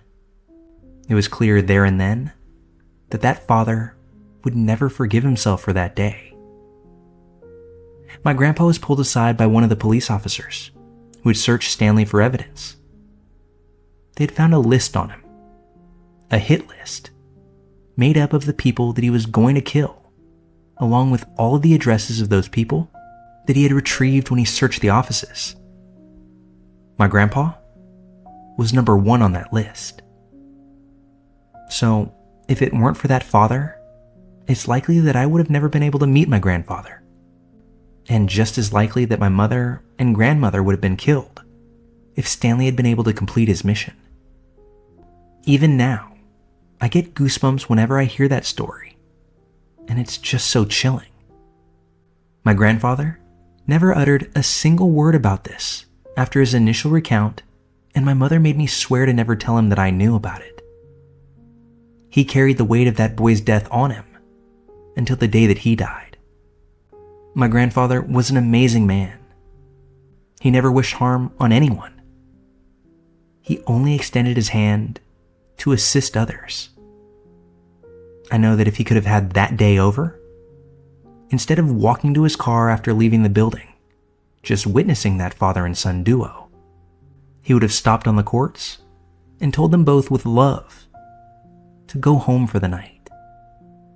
We can't go back to these moments, and we can't change the choices that we make.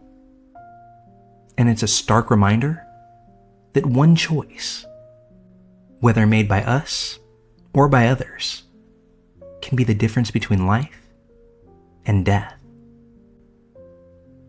Edit. I just looked up some records online after finally finding information about this case. Apparently, there was another man who Stanley killed that night. When Stanley had showed back up to school, he took the life of another janitor that evening.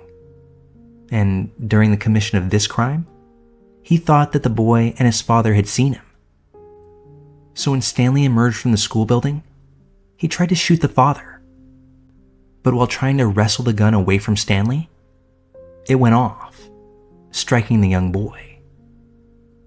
I wanted to make sure that I clarified this, because leaving out these details, including the extra loss of life, feels as if it almost makes the crime worse. I know that Stanley took his last breath that day, but I can't help but feel as if he got off easy for what he had done.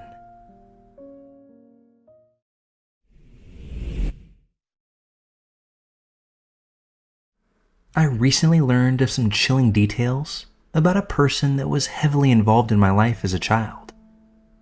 I thought this would be appropriate to share.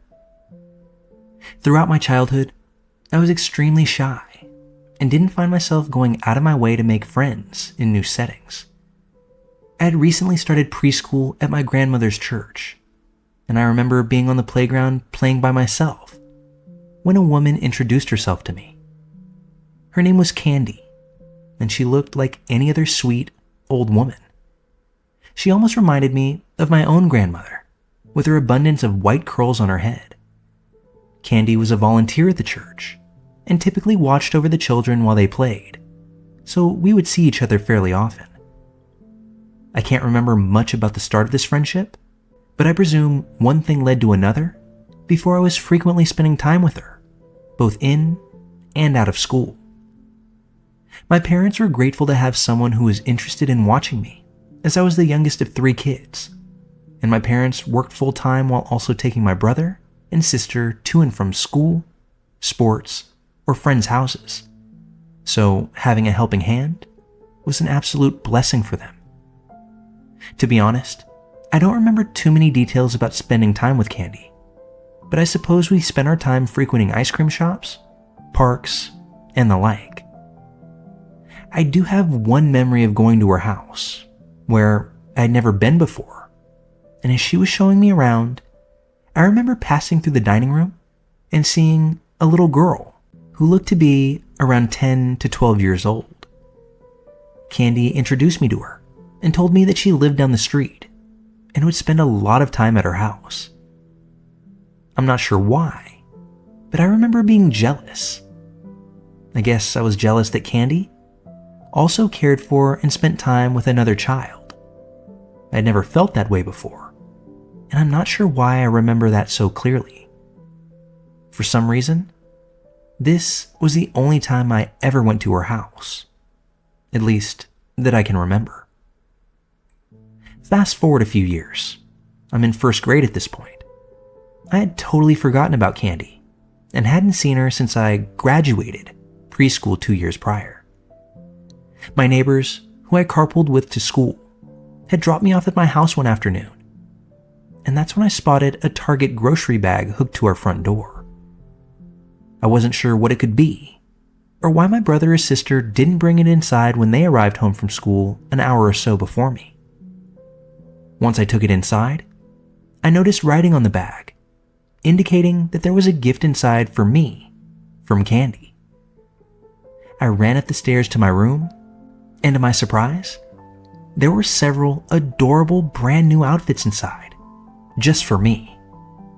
I immediately tried each of them on, and was so excited to show my mom when she got home from work. Once my mom was home, I eagerly showed her the outfits that Candy had left for me. Unfortunately, my mom wasn't as excited as I was. In fact, she was quite angry. She yelled at me to take them off, and that she'd be returning them to Candy immediately. I was so confused as to why she was upset with me. What did I do wrong? These were free clothes, a gift. Wouldn't it be rude to return a gift to someone? To avoid being punished, I put the clothes back in the bag and handed them to my mom. We never spoke of this again, and Candy slipped my mind again for the next several years. Well, a few years back, my sister was home visiting from college. With nothing else to do that day, we decided to go to Target to shop for useless things that we didn't need. As we were walking through the parking lot, the thought of the Target bag from Candy randomly dawned on me. I proceeded to laugh and asked my sister if she remembered, and if she knew why Mom was in such an awful mood that day that forced me to give the clothes back to Candy. My sister stopped dead in her tracks and said, "Wait, do you not remember what Candy did to us?" Taken aback, I shook my head and begged her to tell me what I didn't remember. She refused to talk about it and told me that I'd be better off asking Mom. The rest of our day together was far from normal. It was as if a giant rain cloud followed us wherever we went. I guess the weirdness of that day caused the thought of Candy to slip my mind once again, and I didn't remember to ask my mother about anything that happened until I was in college a few years later. We were saying goodbye to my grandmother after grabbing lunch one day when she mentioned to my mom that someone's funeral was that weekend. They sat in silence for a few minutes just staring at each other. When, after my grandmother left, I asked my mom who it was they were talking about, and that's when she informed me about Candy's death.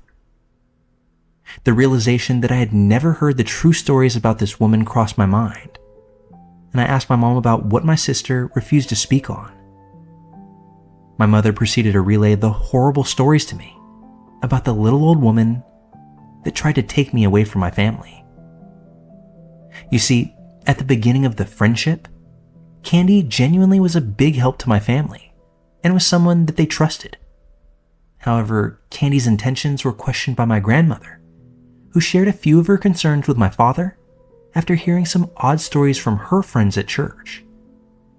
She felt as though something was off with Candy, and she didn't like that I spent so much time with her. Coming from a woman who never had a negative thing to say about anyone, my father became slightly wary of Candy, but he assumed that my grandmother was just being overly cautious. After some time of Candy watching over and babysitting me, her demeanor began to change, and she started acting possessive of me and becoming hostile towards my parents. She would show up unannounced to our house asking for me, and if I wasn't there, she would become incredibly angry and yell at my parents about how awful they were. She would continuously tell them that they didn't deserve me, and only she was worthy of taking care of me. This happened several times before my parents told her to stop coming to the house, or they would involve the police. This inclined Candy to start calling the house and leaving messages for me, which my parents obviously wouldn't tell me about. In these voicemails, she would cry to me and try to convince me to leave with her and leave my family. She would talk about how awful my parents were and how she could give me a much better life than they could. The voicemails that were intended for me soon turned to threats directed at my parents. She threatened to call the police or child services to have me removed from the home and placed into her care. She threatened to tell the police about my parents' violence and abuse towards me and my siblings, none of which was true. Once she realized that her phone calls weren't working, she began making efforts to show up at the house again. She started by driving up and down our street, day after day. She would ask our neighbors, and then the neighbors' children, if anyone knew if I was home or where I was.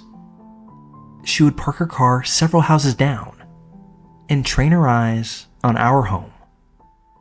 Eventually, our neighbors began recognizing her car and what was going on. They would then inform my parents when she came around, asking about me.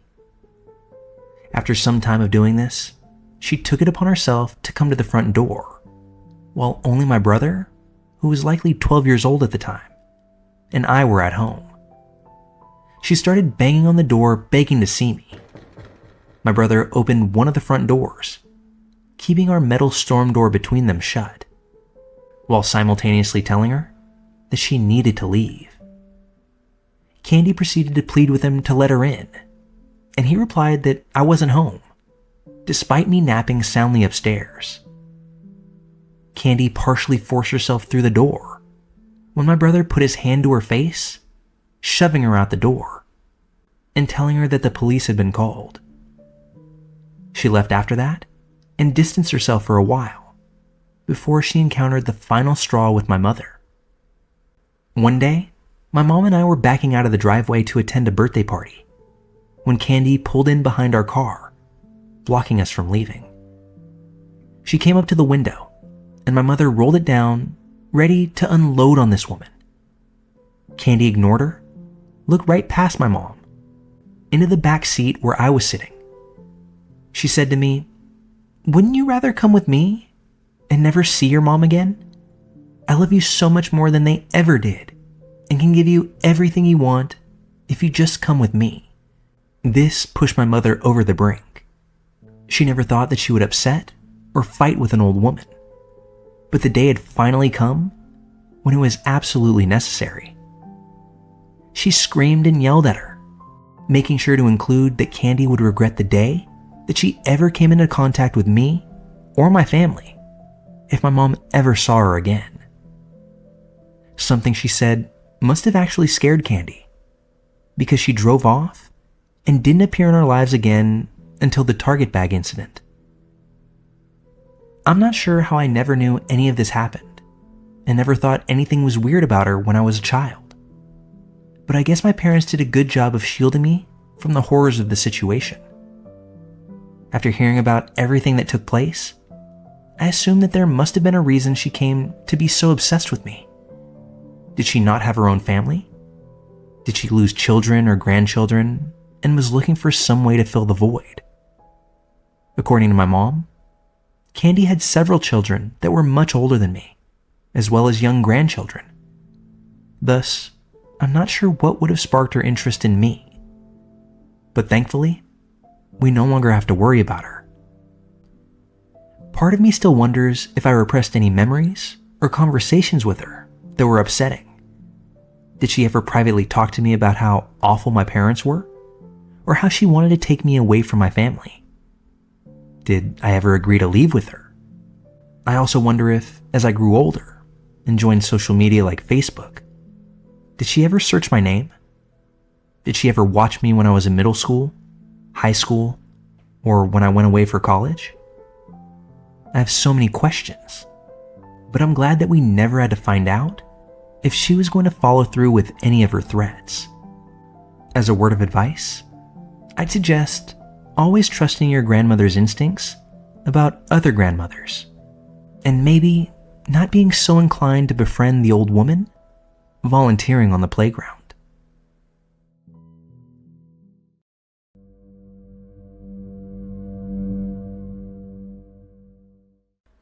This all happened yesterday, and I'm sharing from inside our motel room because everything is still so fresh in my mind. But here we go. Fort Bragg, California, small beach town northwest of Sacramento. It has a kind of Stephen King feel to it. You know what I mean? That misty, almost eerie small harbor town. But it's beautiful, and it's a huge tourist attraction.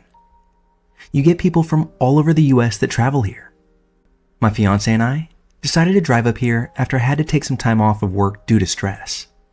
It was a last-minute decision, and we packed up all of our bags in less than 10 minutes, grabbed our dog, and took off. If we wouldn't have had our dog with us, I'm pretty sure I would have lost her. It's our second day here right now, and we're staying at a motel that overlooks the ocean. We're literally 10 steps from the beach. You can see the fog roll in during the early hours of the morning and watch the fishing boats leave the harbor to go get their haul for the day. It really is a beautiful thing to see. We woke up early, and I was craving, and I mean craving, eggs and bacon. After getting dressed and deciding what spot to stuff our faces at, we left for our morning adventure. See, here's where I made my mistake.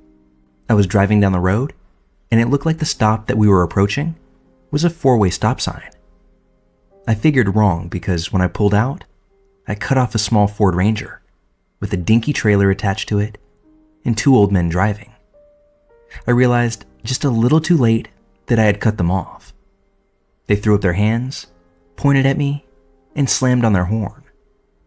But Lily, my fiance, didn't even notice it.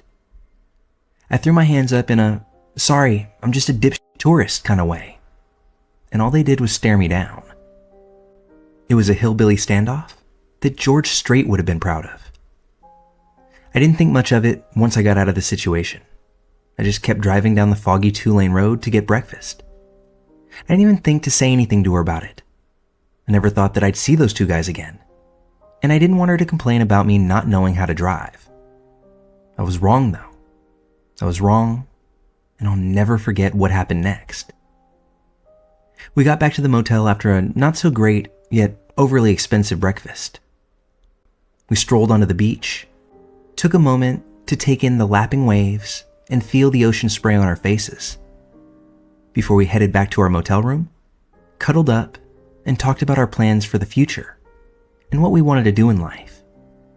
But midway through our conversation, Lily realized that we were out of dog food to feed Bruce. That's when I agreed to go up to the cute, yet slightly creepy market and grabbing a bag of goodies. I kissed her on the cheek and jumped in the Navy. I got about halfway to the store before I realized that I had forgotten my wallet on the nightstand. So after a quick U-turn, I pulled back into the motel parking lot. And that's where I saw it. That same Ford Ranger with the janky trailer attached to it. The only difference was that the driver and passenger, a much less affable versions of Hank and Boomhauer, weren't inside of it. I thought to myself, I didn't remember seeing that truck here last night. I walked up to our door while looking over my shoulder wondering, what are the chances these douchebags are staying here? And then, not 2 seconds later, my heart began to beat faster. Our motel door was open, barely cracked. It was open slightly to the point where you could see a sliver of light but nothing more inside. I slowly pushed it open, and to my surprise, I didn't see anything. Lily and Bruce were both gone. It was like they were never really there at all. My heart started racing even more, and I dropped my keys on the floor and ran outside, heart beating faster than a jackhammer in New York. I didn't see Lily or Bruce outside, nor did I see the creepy old guys from the Ford truck. I was becoming both angry and frantic at this point. All I'm thinking is, where are you guys? Before the screaming inside my head was cut off by the sound of very familiar barking. I heard Bruce, and that's when I ran. I ran faster than I've ever done in my entire 28 years of life. I ran straight over to the front office where the sound was coming from. And that's when I saw her and our dog inside the office. Lily was bawling, sitting on the floor, sobbing uncontrollably. And Bruce's hair was standing straight up until he saw that it was me sprinting towards them. Lily got up, ran to my arms. Meanwhile, the clerk is on the phone, and I'm left wondering, what the f happened in the 2 minutes that I was gone? This is what happened, told by Lily, and it makes my blood run cold. It turns out, as soon as I left, not even 30 seconds went by, and that's when those inbred assholes knocked on our door. Lily instinctively opened it up, thinking that it was me forgetting my wallet, which I did. And that's when they tried to force their way into the room, saying, "You can thank your boy toy for what's coming to you," all while grabbing her, pushing her, and attempting to cover her mouth. But those assholes didn't realize one thing, and that's that we had a dog in our back seat when I cut them off. Bruce jumped off the bed and didn't hesitate to bite the one grabbing her.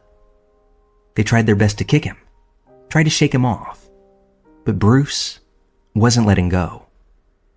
After being bit and realizing that the noise would draw attention if they didn't leave, they ran off, and Lily was able to sprint to the front office and wait for help, while Bruce followed suit.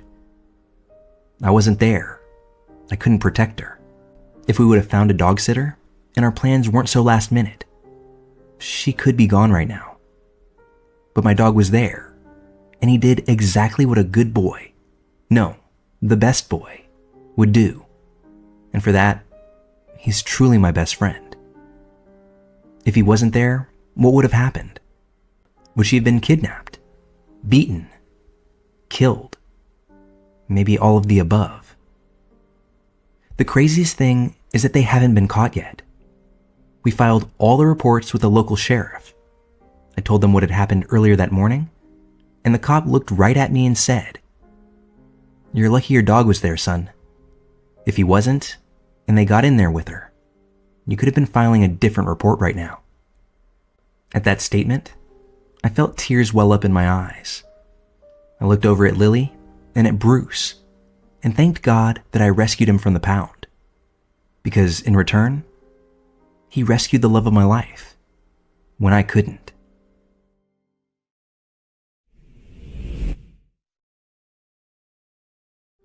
This story happened when I was about 5 years old, back in 2006. My family and I would travel down to the Jersey Shore every summer. We'd never had any problems until this one specific trip. I did ask my mom to help me share this story, just to make sure that I had all the details correct. When I was a child, I was painfully shy, did my best to keep to myself, and to this day, I still have a hard time confronting people or telling people off without choking up. So I was in complete and utter silence when a girl around the age of 7 came up to me and asked me to play with her. I accepted and walked off with the girl to where her toys and stuff were. Looking back, I don't remember telling my parents that I was leaving. The part of the beach where she was staying was pretty far from where I was staying, and there were very few other people around. It was at the very edge of the beach, before a set of dunes, cut off where it would be comfortable to hang out. Now that I look back on it, it was actually very sketchy. This little girl's mom was with her sand toys, but they had nothing else with them. No towels, no umbrella, no chairs, no nothing. Just sand, toys, and the two of them. But of course, me being the stupid 5-year-old that I was, I didn't find this weird at all. Me and the girl swam for I don't even know how long before her mom called us back to the shore. We went over to this lady, and that's when the mom told her daughter that she had forgotten to grab the chairs out of the car and that they needed to head back to the parking lot to get them. The little girl agreed and asked if I wanted to go to the car to help them get the chairs. Again, being shy, especially around adults, I initially hesitated, even said no. That's when the mom began to put her hand on my shoulder and started leading me towards the parking lot. With her hand still nudging me, I remember her saying, "Oh honey, it's okay. We need all the help we can get. We have a lot of stuff to bring back." My little self almost starting to panic at this point. No, I think I should get back to my mom. I don't know why, and I don't remember how, but somehow I calmed down and began walking with them willingly. But that's when my mom starts to dart down the beach, screaming my name. I can still hear it ringing around in my head now. "Get your hands off of my daughter." My mom was still fairly far away, but not far enough off where you wouldn't be able to hear her. This little girl's mom dead-ass ignores my mom, begins to grab my arm tightly, and walks faster. The next thing that this little girl's mom does terrifies me even now, although it didn't back then. She looks down at me while still practically pulling me to the parking lot and says, "Don't listen to her. Just keep walking." Now, I was a dumb little kid, but I wasn't that dumb. I began to cry and scream, saying that I didn't want to help anymore. I just wanted to play with the little girl. Little girl agreed, and she began to look frightened at this point too. My mom caught up to us, ripped me out of this woman's grasp, and ran off with me. My mom was crying and called my dad to tell him that she had found me. I remember looking back over my shoulder at the little girl and her mother and seeing the mom staring absolute daggers through me. Not moving, just staring. Little girl was doing the same, but she did it with fear in her eyes. And that's a stark contrast from the anger that emanated from her mom. In no way do I blame the little girl in this situation. I believe that her mom was trying to take me, for reasons that only God knows why. I think that she had told her daughter to make a friend and bring them back to her. For some reason, I remember being mad at my mom because all I wanted to do was play with this little girl. I never really shared this story before, but I thought that I'd share it because while I've read several stories of people almost getting kidnapped in this sub, most of the assailants were creepy men, not so many middle-aged mothers. So I just want to let everyone know that anyone can be dangerous. And whether you're a kid, an adult, whatever, don't just walk off with anyone you don't know or don't feel comfortable with. By the way, as I was gathering details for this, my mom told me that she was looking for me for about 45 minutes, which means it probably took around 15 minutes to get to that little girl and her mom. Me and little girl played for around 20 minutes, and then 10 minutes of her mother trying to convince me to walk to the parking lot with them. I'm only guessing here. Trying to recall details from when you're 5? Not so easy.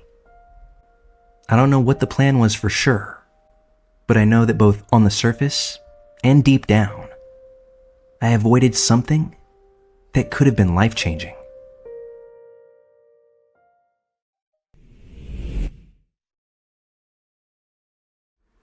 This happened to me a couple of months ago now, but when it first happened, given how crazy it was, it took me more than a few weeks to collect myself, just enough to share it with others. It's relevant for me to tell you up front that I'm a military veteran, and I have PTSD and anxiety as well as a pretty bad case of depression. I've read that various forms of cognitive behavioral therapy can massively improve PTSD symptoms and in turn help to reduce my anxiety. So I've been trying a bunch of techniques at home. The problem there is, my wife and I live in a small 2-bedroom ground floor flat with an upstairs neighbor that has absolutely no care for other people in this world. The typical jock douchebag type who's a personal trainer, but he trains at home too, because gains. The kind of guy whose only 2 topics of conversation are protein powder and steamed rice. I'm sure you can imagine the type. Anyway, with that being a constant issue, meditation and quiet mindfulness are just not possible with the constant noise. My solution to this was to do my normal routine during the day, but take advantage of my insomnia later on.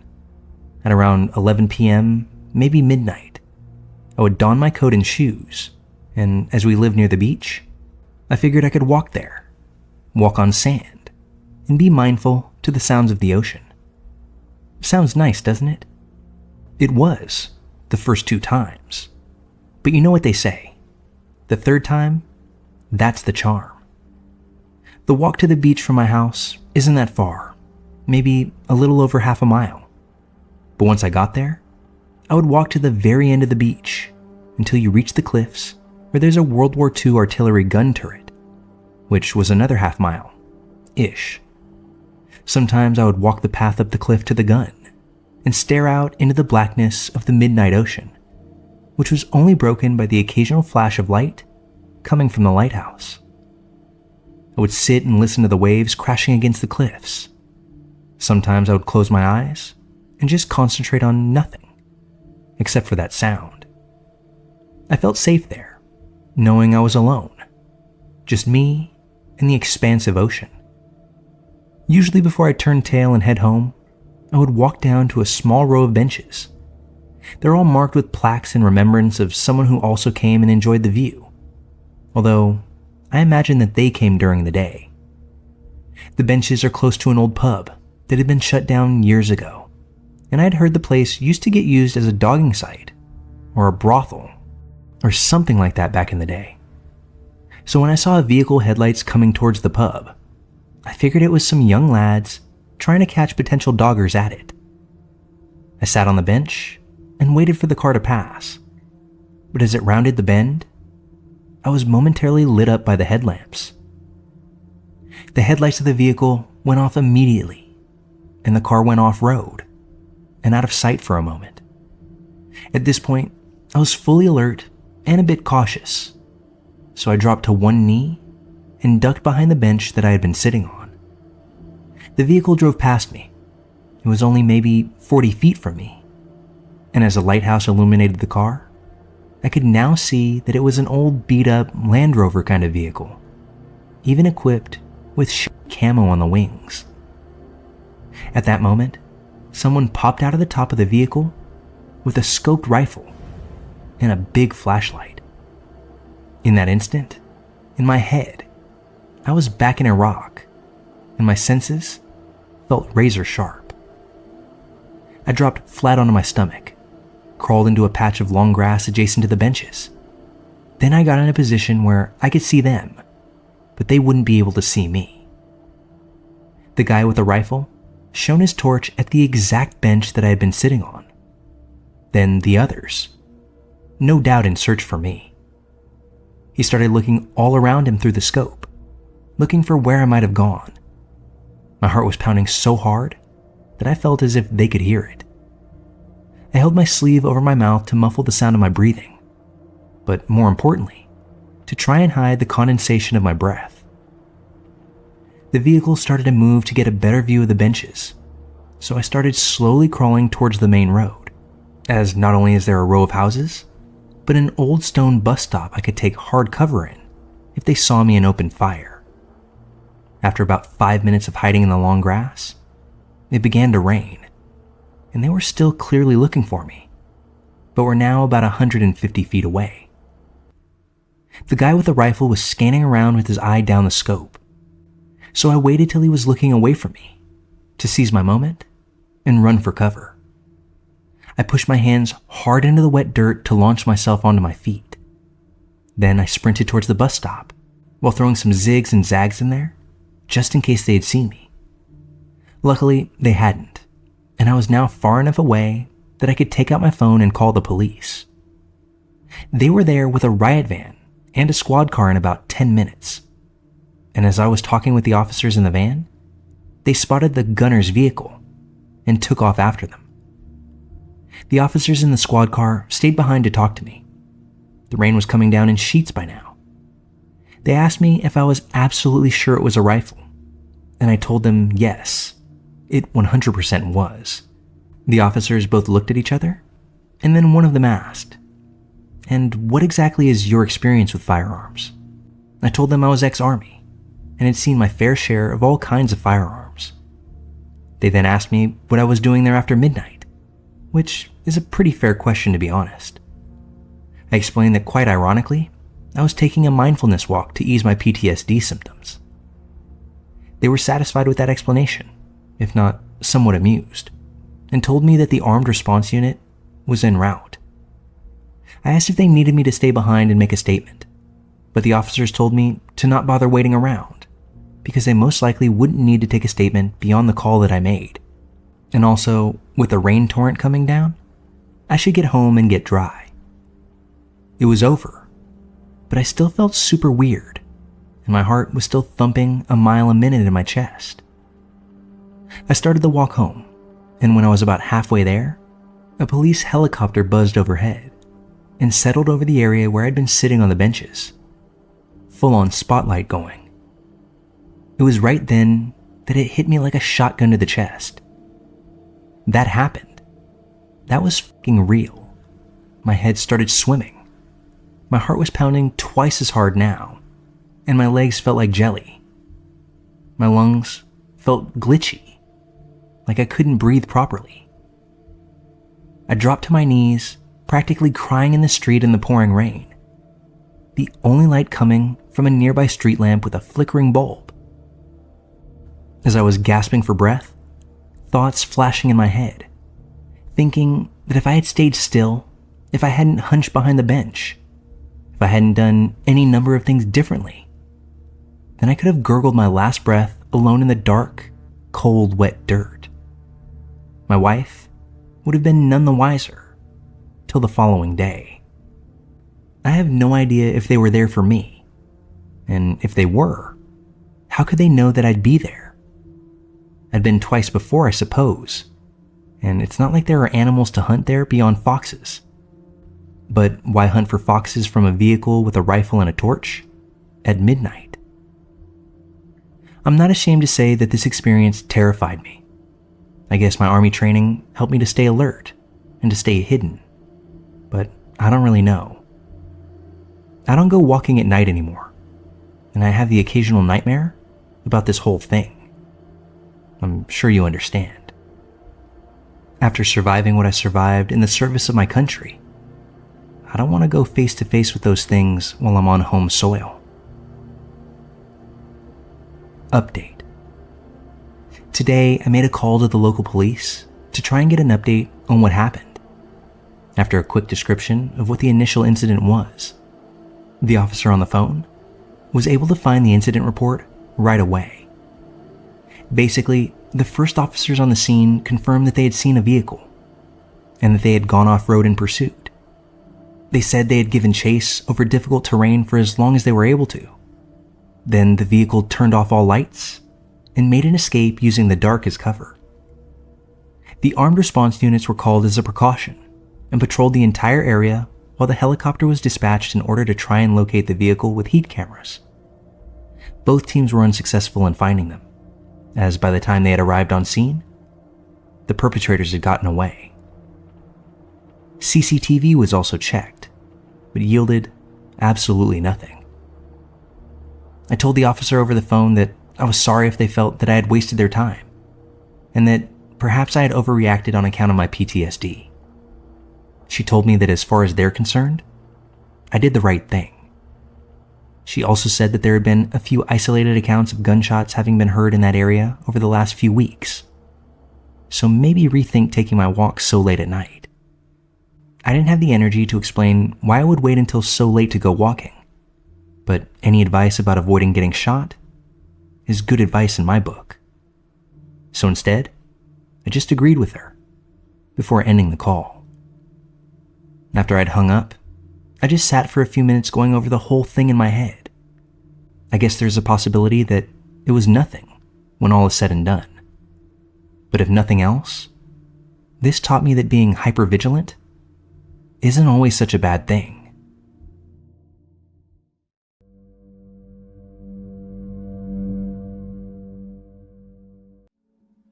This happened last night, and after making all the necessary calls and correspondence, I'm still left wondering what it was all about. So I, a 26-year-old female, was up late and working on a project for my job. I'm the type of person that obsesses a lot over the task that I oversee, and was deep into my assignment when I start to feel that rumble in my tummy.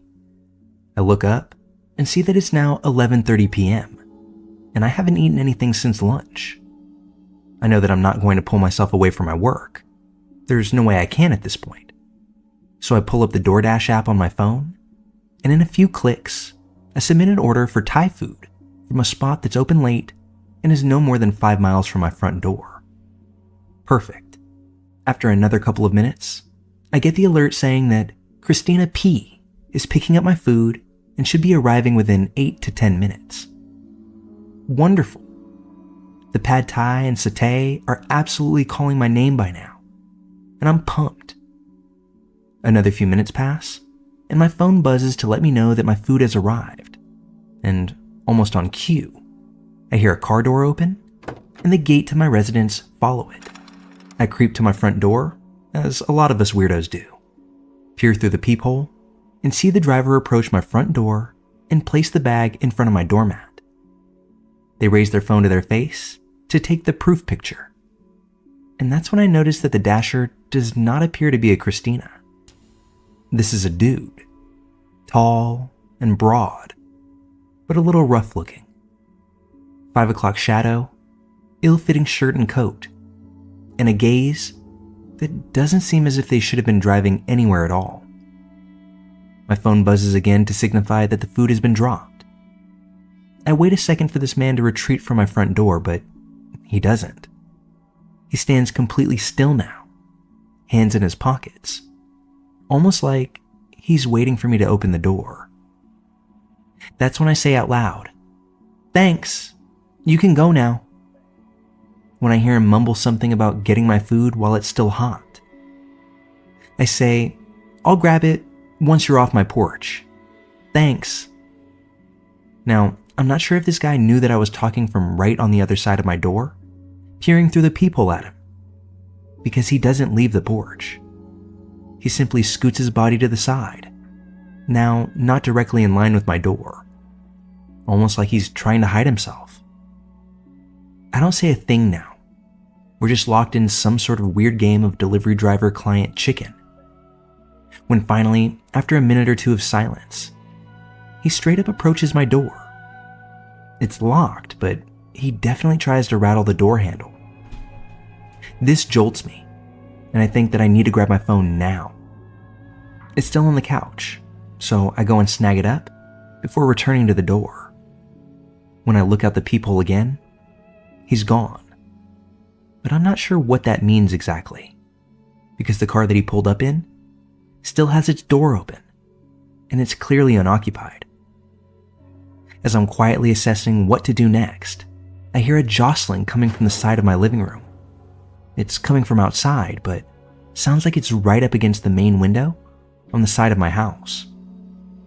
I walk over, and I'm horrified when I see this guy now standing alongside my home, attempting to lift my window.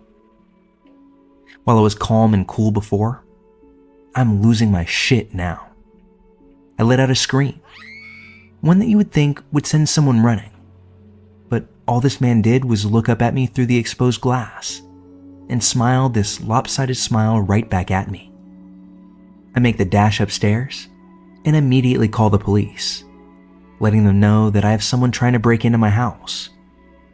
While I'm on the phone with dispatch, I look out my window and see that the car is still parked out on the street. Only now, the guy's sitting in the driver's seat and looking up at my house. He sits there for another 5 minutes or so, giving me plenty of time to study the car in the dark, giving the dispatcher all the info that I can about it, before he pulls off into the night. It took the cops about 30 minutes to get to my house. During that time, I'm wondering why it was taking so long. What if the guy had made it in? Did they expect me to fight him off or hide for a full episode of Friends or something? But when they finally did arrive, they let me know what the delay was. Going off the description of the vehicle, they had found a car matching it about 3 blocks from my house while they were en route. The car appeared to have hit a curb, had airbags deployed, no driver at the scene, and several cell phones scattered within the car. After searching the area to no avail, they called it in and continued to me. As I was explaining what happened on my end, the cops get a radio call saying that the car they had found had been reported stolen earlier in the night. They surmised that the phones within the car were likely stolen as well. What scares me even now is what they said next. It was likely that whoever had stolen the car and the phones got a notification that someone wanted food to be delivered. That would be me. They opened up the DoorDash app and accepted the order from a stolen phone that belonged to someone named Christina. Seeing that it was only enough food for one person, they likely figured that I was alone and might make for an easy target for whatever they had planned. Whether it was my willingness to look through the peephole and the resulting hesitance to open the door, or simply their own ineptitude in the situation, I proved to be a more difficult target than they had originally thought. And that is no doubt what kept me safe. By the time this whole situation had cooled off, I wasn't even hungry anymore. I pretty much stayed awake solely on adrenaline. And I haven't gotten any word on if they found the guy yet. But the silver lining here is that I knocked out the rest of that work assignment in the time that I didn't spend sleeping or eating last night. While this situation is terrifying, it likely won't scare me off from using DoorDash in the future. But the steps that I took last night will likely be commonplace for any order that I make moving forward.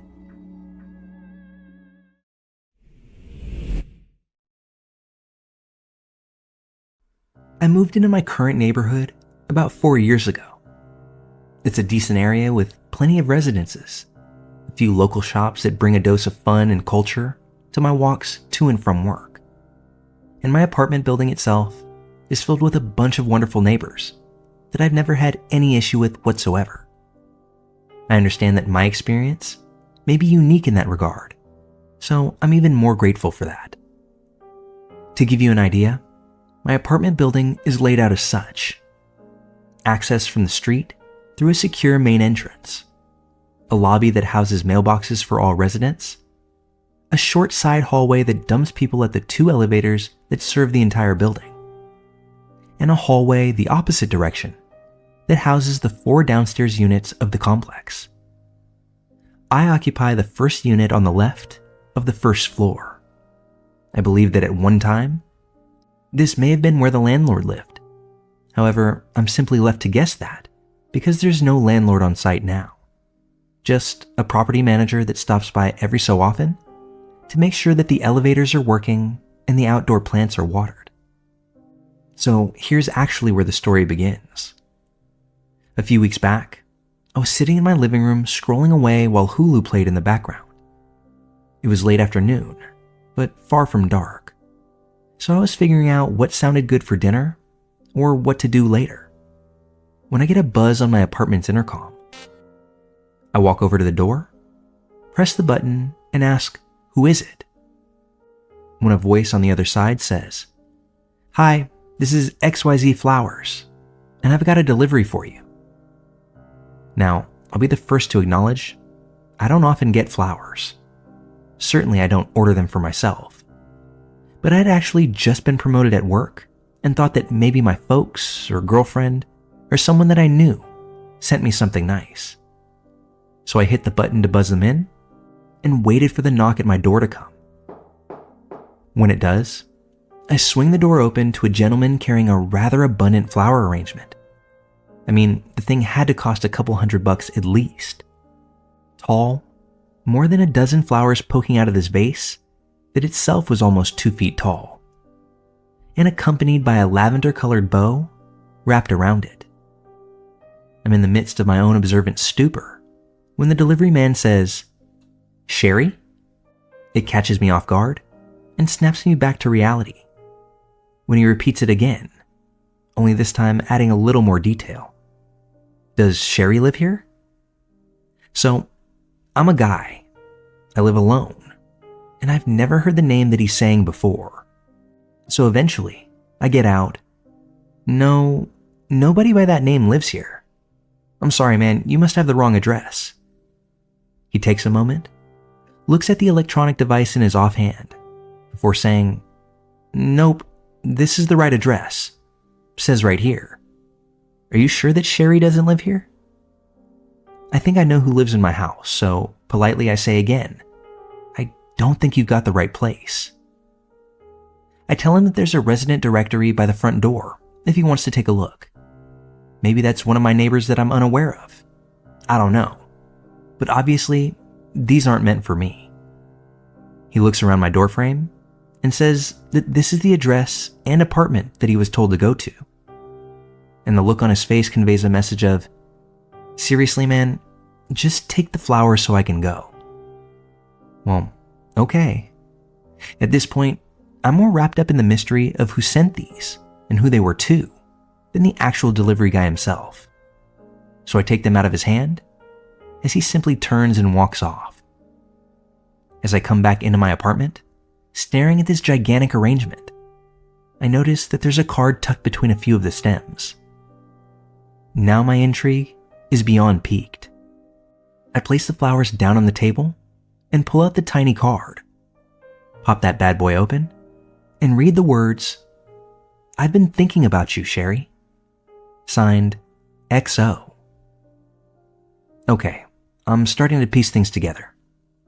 These flowers are probably from an admirer of this woman, Sherry, and for whatever reason, the sender just had the wrong address, which is a shame because the arrangement is beautiful. I feel bad for the poor dude that mistakenly sent me flowers. After checking the directory out, I see that there's no Sherry listed. I feel like I've done all I can do. So on my table, the flowers stay. Well, the next day, I'm leaving the building when I come across the property manager guy in front of the complex watering the plants. I think to myself that maybe he knows if there's someone in the apartments named Sherry. If so, I still want to get her the flowers. So I walk up to him and say, "I got this flower delivery yesterday, and I think they're meant for someone else. Is there someone in the building named Sherry maybe?" This guy, an older gent that I think has been in charge of the building for more than a few years now, stops watering and turns to face me. He asks if I was sure that they said Sherry. I told him I was, because the driver said it a few times while right in front of me. That's when the color visibly drains from his face, before he shakes his head and tells me something that I just wasn't at all expecting. He tells me that the previous occupant of my unit, the lady that had lived there more than 5 years ago, was named Sherry. A sweet woman in her 40s that more or less kept to herself. No kids, no family. While she was quiet and respectful, her boyfriend was far from the same. He was loud, brash, and seemed like he had a bit of a mean streak, at least according to other neighbors. Eventually, Sherry had had enough and managed to kick the guy out. Things got quiet, went back to peaceful for a while. But one night, when Sherry was returning home from work, she was walking up to the complex door when neighbors heard a single shot ring out. By the time that someone had ventured out, they found Sherry lying in a pool of her own blood, with her keys still in her hand. The police and an ambulance were called, but she was already gone. the cops had the boyfriend in mind from the get. But days, weeks, and months went by, and they were unable to locate him. With no family of her own to keep the torch lit, the case went cold and may have been pushed aside by others. After sitting vacant for a few months, I found a cute little apartment on the ground floor of a secure building and moved on in, completely unaware of what had happened to its previous inhabitant, less than 50 feet from my front door. The manager said that it could have been a mean joke by some prankster or someone looking to drum up drama. I don't know, and I suppose it could have been. But such an elaborate display probably didn't come from some rando. I can't know for certain if it came from the person we're all thinking they came from, but that's definitely what my gut is telling me. And that alone sends some major shivers down my spine. I let those flowers sit on my dining room table for maybe 2 days, but every time I walked by them, the images and thoughts that they conjured up proved too much for me to handle. I don't know what they were meant to represent, but I chucked those things, vase and all, out into the dumpster without a second thought.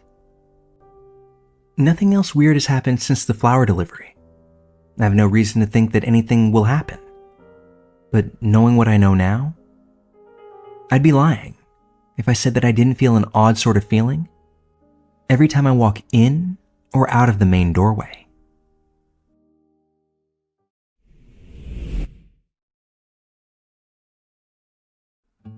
I'm going to start this off by saying that I live right outside a fairly large city here in the Midwest United States. While I know that crime is prevalent in my city, I've never felt like I was close to being a victim of any sort. Whether that comes from having my head on a swivel, knowing what to look out for, or simply not inviting trouble my direction, I don't know. But I'm glad to be in the position that I'm in. Plus, as a guy in his mid-30s that has a little heft to him, I don't think I look like the most appealing target. This helps me in my profession as an overnight security guard, no doubt, as I come into contact with a lot of people, though nobody has ever tried me before. Well, as anyone who works nights can tell you, my circadian rhythm is all kinds of messed up. When I get off work, I tend to only sleep for a few hours at a time before my body says it's time to get up and do stuff as the sun rises. That being said, I try to combat this by taking naps wherever possible. This story happened one afternoon just as I was waking up from a nap and starting to get ready for work. I was still shaking off the cobwebs when, as I walked from my bedroom to my bathroom, I thought I might have made it up at first, but as I'm finishing my leak, I hear a knock coming from my front door. It wasn't a pounding or a banging, but actually a sort of light tap. That's probably what contributed to my feeling that I had imagined it at first. I pull out my phone as I stand in my hallway and tap on my doorbell app. The video feed appears, and I see a young man in front of my house, and he's holding a box. It's actually a pizza box.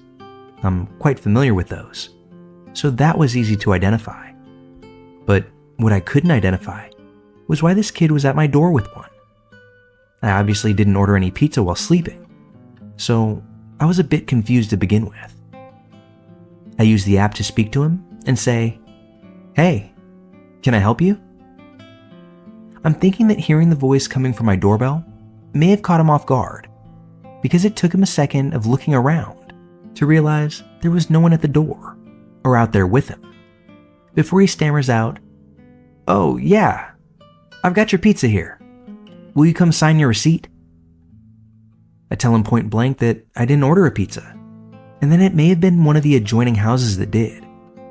He says, "No, it's supposed to come here. Maybe your wife ordered it?" Now, I'm not married, so I know that's not the case.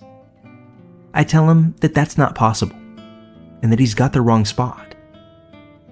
That's when he says, visibly frustrated now, "It's already paid for. Will you just come and get your pizza so I can go?" Now, I don't exactly appreciate the attitude, and I'm not going to do anything to make things easier on this guy now. But as I'm silently looking at the feed on my phone, something pops out that I hadn't noticed up until that point. The kid isn't wearing anything that would identify him as a delivery driver. There's no shirt or hat with his employer on it. I can't see a car with the company sign on it. Nothing. So now, I have all the little bells going off. I ask him if he can read the name of who made the order, when instead of saying a name, or even saying that he's not allowed to, he says, "It's on the receipt. You can see it when you open the door," before taking his non-pizza holding hand and slamming it against the door 3 times. He then looks over his shoulder, almost as if to make sure that no one has seen or heard him fly off the handle. At this point, this whole thing is smelling fishy, so I say one final time, "I didn't order any pizza. I need you to leave my property now." And this sends him into a rage. He drops the pizza, turns around, and begins donkey kicking my door. I've had just about enough. I walk back into my bedroom, head to my closet, and grab my home defense shotgun from my lockbox. As I'm walking back towards my front door, I can hear the kicks getting louder and louder as I approach. I'm now about 3 feet from my entryway when, in between kicks, I take that opportunity to rack around in the chamber. For those of you that have firearms, you know that that can be a loud and sobering noise to hear. Apparently, that young man felt the same way. The kicks immediately stop, and I don't hear anything further. I stand in my living room for a few minutes, just to hear if that was actually the end of it all. When I don't hear any more movement, I look out my peephole to see nothing but air outside. I open the door, and my eyes are drawn to the pizza box on my doorstep. But that's all it was. A box. No saucy bread and toppings inside. It's at this point that I take a step back inside and bring my phone back to my face. I play back my doorbell footage right at the moment that I rack a shell. I can hear it play back in the audio, and I can see it on the guy's face that he knew exactly what that sound was as he takes off running. What I wasn't expecting, though, was to see 3 other people take off running with him. They had been hidden behind my courtyard wall that my doorbell wouldn't have been able to see, but they all bolted in the same direction, no doubt telling me that they were all together. That's when it clicks.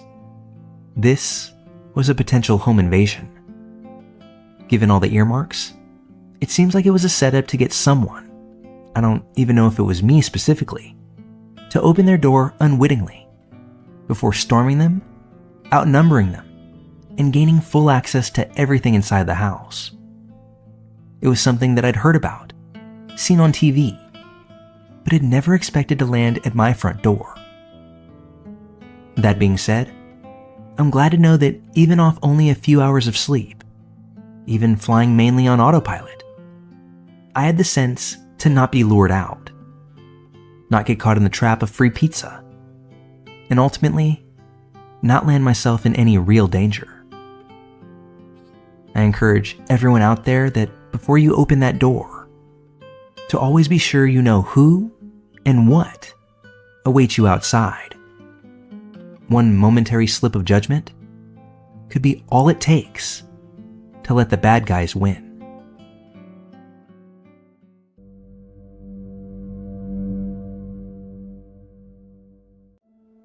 Listening to some of the stories featured here reminded me of something that happened during my holiday this past Christmas. I went on a family vacation with my dad, mom, and brother to Tasmania, which is this big island to the south of Australia. I wasn't terribly interested in the trip, just wanted to spend time with my family, so I left all the bookings to my dad.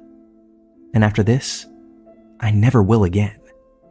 He has his own Airbnb that he manages, so I thought he would be able to find decent places on his own. But I guess that's my fault for assuming the best. When we rocked up to the Airbnb that my dad had booked, The first thought I had was, if I wanted to sell drugs, I would probably do it here. My mom wasn't impressed at all and was already telling my dad off for booking it. I didn't say anything though. Maybe the inside would be nicer. But it was a dingy little house. The paint was peeling. The roof was rusty. And there were plants overgrown to the side of the building. Almost as if they were grown into the actual foundation and the wooden planks of the house. There were 3 entrances. The first one I worked out was the entrance for the host. It looked okay. Not as bad as our entrance. A little tidier even. It went downstairs, so we figured out after a while that the host most likely lived below us.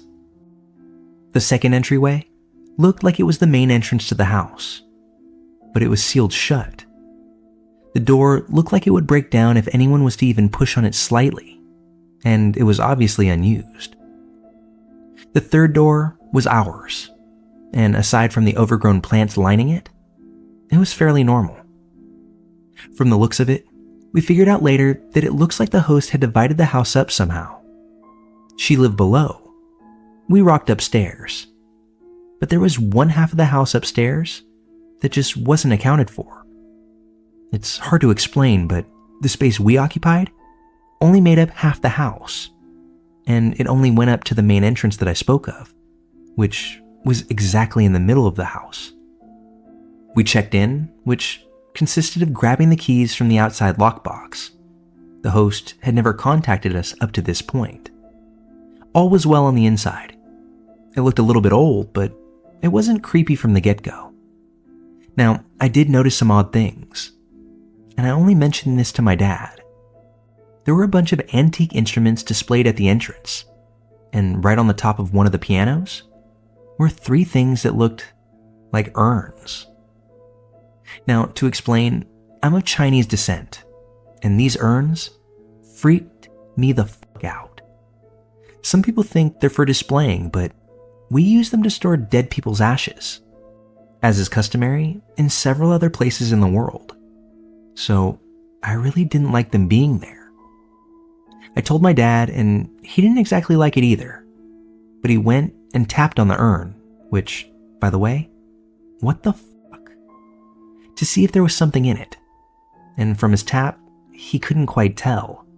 But he did mention that the one that he tapped was definitely one used for ashes.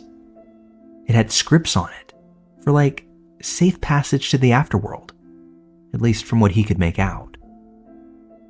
After I stopped freaking out, I went and called dibs on the biggest room, but then noticed that there were heaps of mirrors all around this room. Again, another thing, not sure if it's Chinese necessarily, but we don't like sleeping with mirrors facing us when we were in bed, at least if we can help it. So I went to move one of them, which was smack bang in front of the bed. It was leaned up against a door, and when I took the mirror away, the door actually opened a little bit. The placement of the mirror and the door being ajar freaked me out a little bit more, so I got my dad, and we decided that it was better that I slept with Mom in another room, and he would take this room with my brother. Again, my dad being dad, he opened the door a little bit and shouted, "Hello," before I told him to shut up. I had a peek inside, but I couldn't make out much, only that it was dusty and seemed to be a part of the other half of the house. Soon after this, my dad placed a chair and a suitcase in front of the door to help keep it shut. Now, fast forward to that night, everyone was sleepy and headed for bed. I stayed up a little late because I had some emails from work to catch up on, and I went to work in the living room area. At one point in the evening, likely no later than 11:30, I felt like I heard a few thumps coming from above me. But I didn't know how that could be, because the only thing above me was the roof.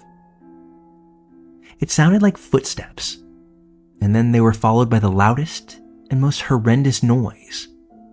It sounded almost as if a train was on top of me, screeching like steel on steel, and it lasted for about 10 seconds. I literally froze at that point. I didn't know what to do. I thought my dad would come check on me, but no one ever did. Once the sound stopped, I didn't go and seek anybody out because if I was the only one that heard it, I didn't want to sound crazy. I didn't say anything the next morning because I thought that maybe there was a chance that I imagined it out of sheer tiredness. But the following night, the same thing, except I was in bed this time, not quite asleep. It was around the same time that the same exact noise started up once more. My mom woke up, but was just as frozen as me. Dad eventually came to check on us, and we were all just frozen there listening to this noise, wondering what the hell it was. After it stopped, we were all freaked but managed to shrug it off and catch some sleep. But before I nodded off, I remember hearing some faint thumps, just like the ones from the night before. The next morning, we had kind of a family meeting of sorts to discuss all of this. That's when I told him about the first night. We were extremely unsettled at this point, and extremely glad that it was checkout day. We just got the hell out of there. To my knowledge, we never found out what that was. The creepiest thing, though, was that after we packed up and were well away from this place, Dad was driving, but he still looked really disturbed. So I asked him if he was all right. He said, "I am now, but I didn't sleep so well last night." I pressed him on this and asked him, was it the noise? He said no, that didn't bother him much compared to the other thing that he experienced. What bothered him was when we left the property on the second day, he still had his suitcase on top of the chair blocking the door in his room. He had just showered, so he also left a towel on the chair to dry. He said when we returned, he noticed the door was slightly ajar again. The chair had moved slightly, and the towel was now on the floor, as if someone had tried to push it from the other side, but was unsuccessful after they noticed all the stuff on the other end. I forced him to ask the host about the noise and the door. She replied that the door was the door to her art room, and that any noise that we heard coming from the roof was likely just a possum. No need to be worried about it. I don't believe her. That noise wasn't something an animal would make. And even racking my brain now, I don't know what it would have taken for a human to make that noise either. Suffice it to say, we won't be heading back to that Airbnb. And host, just know that if you got a negative review, that was from us.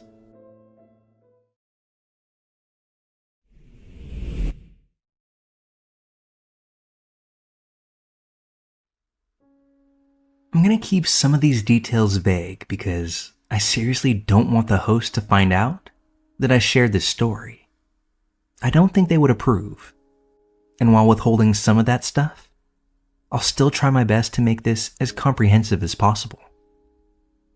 I spent a year studying in Mexico recently, and as you do on exchange, I tried to travel as much as I could. Between the semesters, there's a big break. And between myself and my buddy that I spent most of the time with during the exchange, we decided we'd go on a longer backpacking trip through Mexico together.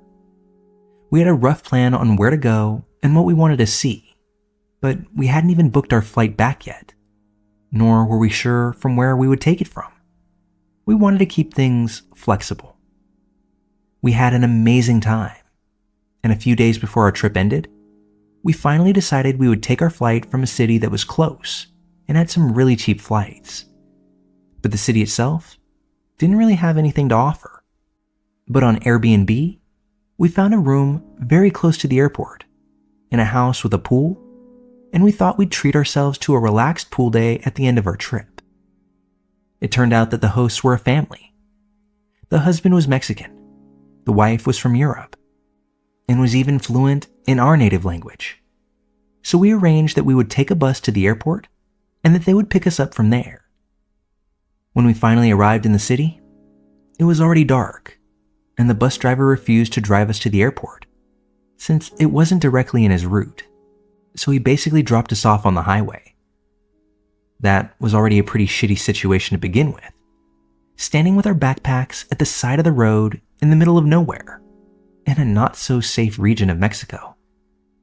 But I called the hosts, sent them our GPS location, and they said, no problem. They'd come and get us. So the husband came to pick us up, although it was a rather uncomfortable situation to be getting into a car with a stranger in the middle of nowhere. It also didn't help that the guy looked like Danny Trejo, without a mustache, and as I did my best to make small talk with him, he only gave single-syllable answers or straight out ignored me. Well, he's just not a big talker, I thought, and I hoped that we would arrive soon. Looking back now, I can see a million red flags, but for some reason, at that time, we just didn't see them. Either we were too tired or, to be honest, we didn't really have any other choice than simply going along. So anyway, we arrive, and that should have immediately set alarms off. Once again, we were even deeper in the middle of fucking nowhere. Nothing but fields of sheep and goats around, when all of a sudden, a gravel road branches off from the paved road. And along the gravel, there are about 6 huge mansions, all with 2-meter walls surrounding them, topped with NATO fence, huge gates, and at least 2 gigantic guard dogs per house. When we made it to where we were staying, we were greeted by the wife, a bubbly middle-aged woman that was very talkative and overall very pleasant. She had actually cooked dinner for us, and we ate while exchanging small talk. The husband just sat at the table, not saying a single word. After dinner, we more or less went directly to bed because it had gotten late on us, and we were tired from our long day. The next morning, we saw that the weather was not so good, so we decided to head into town and see a few touristy things that it had to offer, instead of spending it at the pool. When we came back, it was already dark, but at that point, we decided to jump into the pool anyway. We were here. The wife joined us, and at some point, my friend made the mistake to ask how they were able to afford such a beautiful house. It really didn't match the price range of jobs that they were telling us they were doing. She deflected a bit and added that her husband was very handy because he had grown up in the streets. He had basically built the house himself. We realized then that it maybe wasn't the best topic, so we broke the conversation off. This was to be the last day of our trip, and we had our flight back home early the next morning. We still had a little mota left that we had bought on the trip, and we thought that it might be nice to smoke a little bit, since it was our last night. But this was a family home, and they had kids around. We thought it might be better for us to speak to our hosts, to see if they would mind. So later on in the evening, we asked the wife if it would be okay if we smoked out on the terrace, which for some reason she found quite amusing and began to laugh. She shouted to her husband, who was lying on the couch watching TV, "Mi amor, the boys asked if it would be okay if they smoked some weed. What do you think?" He just laughed, but didn't give an answer. We looked at her with a dumbfounded expression, and she told us, "Sure, just go ahead." So we went out to the terrace and began smoking our joint. Later, the husband and wife joined us, and we had a nice little chat. This is where things got really fucked up. For some reason, they started asking all sorts of questions about the weed. Where we got it, how much it was, who we got it from, and how much we would have to pay for that back in Europe. They just seemed all too interested in the weed. And at one point, the wife nonchalantly revealed to us, "Yeah, we thought about doing that as a source of income. You know, selling weed. But too many people die doing that because the cartels don't like it. Actually, my husband used to kill people for doing that." This admission immediately sobered me up. Did she just say that her husband used to murder people? And as if he read my mind, her husband added, "Yeah, when I was about 16, I killed a lot of people for the cartel, for money." And the tone that he said it in It was as if he just said that he used to mow lawns when he was a teenager. I still thought that I must have misunderstood, so I texted my friend who was sitting across the table from me, trying not to make eye contact, because I knew we would freak each other out. He confirmed that I had indeed understood correctly. We discuss what we should do and agree that there's no immediate threat, that we should just stay. Besides, we don't have anywhere else to go anyway, and it's already late. But from here, things got even crazier. We tried to keep our composure and not completely freak out while still making conversation with our hosts. A few minutes later, though, the husband got up and went inside to grab something. He came back with a literal kilo of weed. It was pressed into a brick, and he proceeded to break bits off the brick and roll them into a joint that was about the size of my thumb. And if I had to guess, I would say that there was about 2 grams in there. Of course, he offered the joint to us, but we politely declined, saying that we were already pretty stoned. He seemed a little bit offended, but fortunately for us, he bought our excuse. But wait, because it gets worse than that. A few minutes later, we heard a couple of loud bangs. The wife became a bit uneasy before asking her husband, "What was that?" To which he answered calmly, 9mm, which basically confirmed my suspicion that that sound had indeed been shots. I would say it was around 7, maybe 8 shots, fired pretty quickly after each other. The wife got nervous and asked if we should maybe go inside. And what do you think they're shooting at? In the air? Cows? At people? But the husband just shrugged it off, and we stayed outside. When again, a few minutes later, there were more shots, this time much closer in proximity. That's when the wife got even more upset and asked again, "Do you think we should go inside? What do you think they're shooting at?" I think I will never forget when he answered in the calmest way imaginable, "No, everything's okay. I haven't heard any screams yet." I don't know why, but the way he just calmly said that freaked me out even more than I already was. And even just thinking back on it makes my heart beat uncontrollably. After that, we quickly excused ourselves and went to our room. When we finally could talk in private, we basically both lost it on each other and became absorbed by our panic. What the fuck were we supposed to do?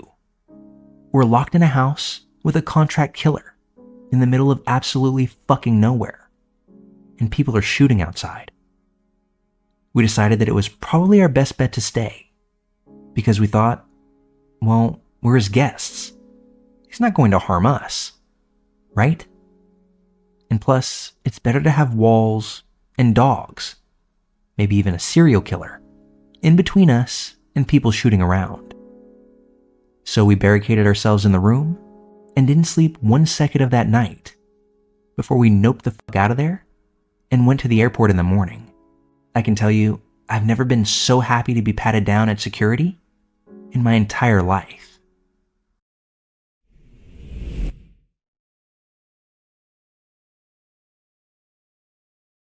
I wanted to share this story as a warning to people. It's not necessarily as creepy as they come, but it's a story that is weird and freaks me out to this day. So, I'm traveling around the country in my car. I've been driving for over a week from the city I lived in, and have so far slept in my car every night as a means to save money. It wasn't until I got to a big enough city that I decided to treat myself to an actual bed, one that would be more comfortable than my back seat. I opted to find something on Airbnb because it's often cheaper than hotels. I booked this particular stay the day before I arrived at the city, so there weren't many options left. I'd found this apartment, and it looked new, modern, and it was in a great location. The price was decent for its spot, and it almost seemed too good to be true. The only downfall was that it was listed as a new listing, so it had 0 reviews. I figured the price was so low because it was new and decided that it would be worth giving it a shot. It must be legit because it's Airbnb, right? When I got to the apartment building, it was much older looking than I had expected. I later found out that my Airbnb was the only renovated apartment in the building, and the building itself seemed to be in poor condition. It looked more like a dorm hall rather than a typical apartment building. Anyway, I let it all slide because I wasn't paying too much, so what could I really expect? The apartment itself looked like the pics in the posting, so that was good enough for me. Everything went well for the first 2 days. As a female traveling alone, I always do my best to make sure I'm safe. I don't go out when it's dark, and I always lock the door behind me. Every single lock, including the chain thing. But on the third day, I was out all morning and came back to the apartment to change before heading to the beach. I had again locked the door, including the chain. I was in front of the door watching TV while changing, when the door suddenly unlocks and someone begins to open it. Now, at this point, I realize that I'm beyond lucky to have put the lock chain on the door, or else it would have swung all the way open. I was standing there naked, and no one else was supposed to have the keys. My initial immediate reaction was to say, "Excuse me," before pushing the door shut and locking it once again. It took me a second to wrap my head around it, but I then try to look out the peephole, although I don't see anybody outside of the door. I plant myself and sit in front of the door, both scared and shocked, realizing that whoever this person was could technically still get in here, since they obviously had the keys to the apartment. At first I thought maybe it was the owner coming back after I checked out, but I wasn't supposed to check out until the following day, so it wasn't likely that that was the case. After catching my bearings for a few moments, I called the owner and told her what had happened. She told me that no one else should have a set of keys other than her and I, and that she's at work, and it definitely wasn't her. At this point, I was scared to be in the apartment because someone could come in. I didn't want to leave because I had all my valuables here, and it seemed like a lose-lose situation. I then phoned my father, who told me that it was not okay that someone else had the keys, and that the host needs to take care of this ASAP. So that's when he called her, and she told him that she would be at the apartment shortly with a locksmith to change the locks and give me a new set of keys. Once there, the host proceeds to tell me that she's only had the apartment for 6 months, and that before I stayed there was only one other Airbnb booking. She also mentioned to me that other than these 2 bookings, the apartment had been sitting empty because she'd been attempting to renovate it, which now makes sense as to why the building looked like absolute shit and didn't match the apartment. She told me that the only possibility for who that was is that it could have been the previous owners or someone related to them. That theory really messed with me. How is it possible that I was gone all day, every day, and then the 10 minutes that I was home, someone tried to come in? Did they know I was there? What were they coming in for? If this apartment has been sitting empty for half a year, maybe that's something they did frequently. Or maybe they just saw me come in and tried to do something to me? These questions are constantly flowing in my mind. I just know that I'm lucky that I put the chain on the door. Or else, well, I don't even want to know what else could have happened. Beyond this stay, I won't be staying in an Airbnb that has no reviews or seems too good to be true, because if it fits that bill, it's likely too good to be true.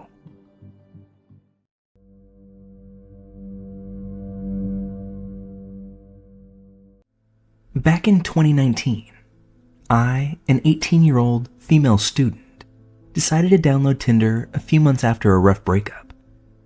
I was pretty inexperienced with dating and painfully shy, so it seemed unlikely that I would meet a potential partner in person. Anyway, after a few matches that led to nothing, I came across the profile of a 20-year-old guy that I found very attractive. We matched, exchanged Snapchats, and ultimately set up a date.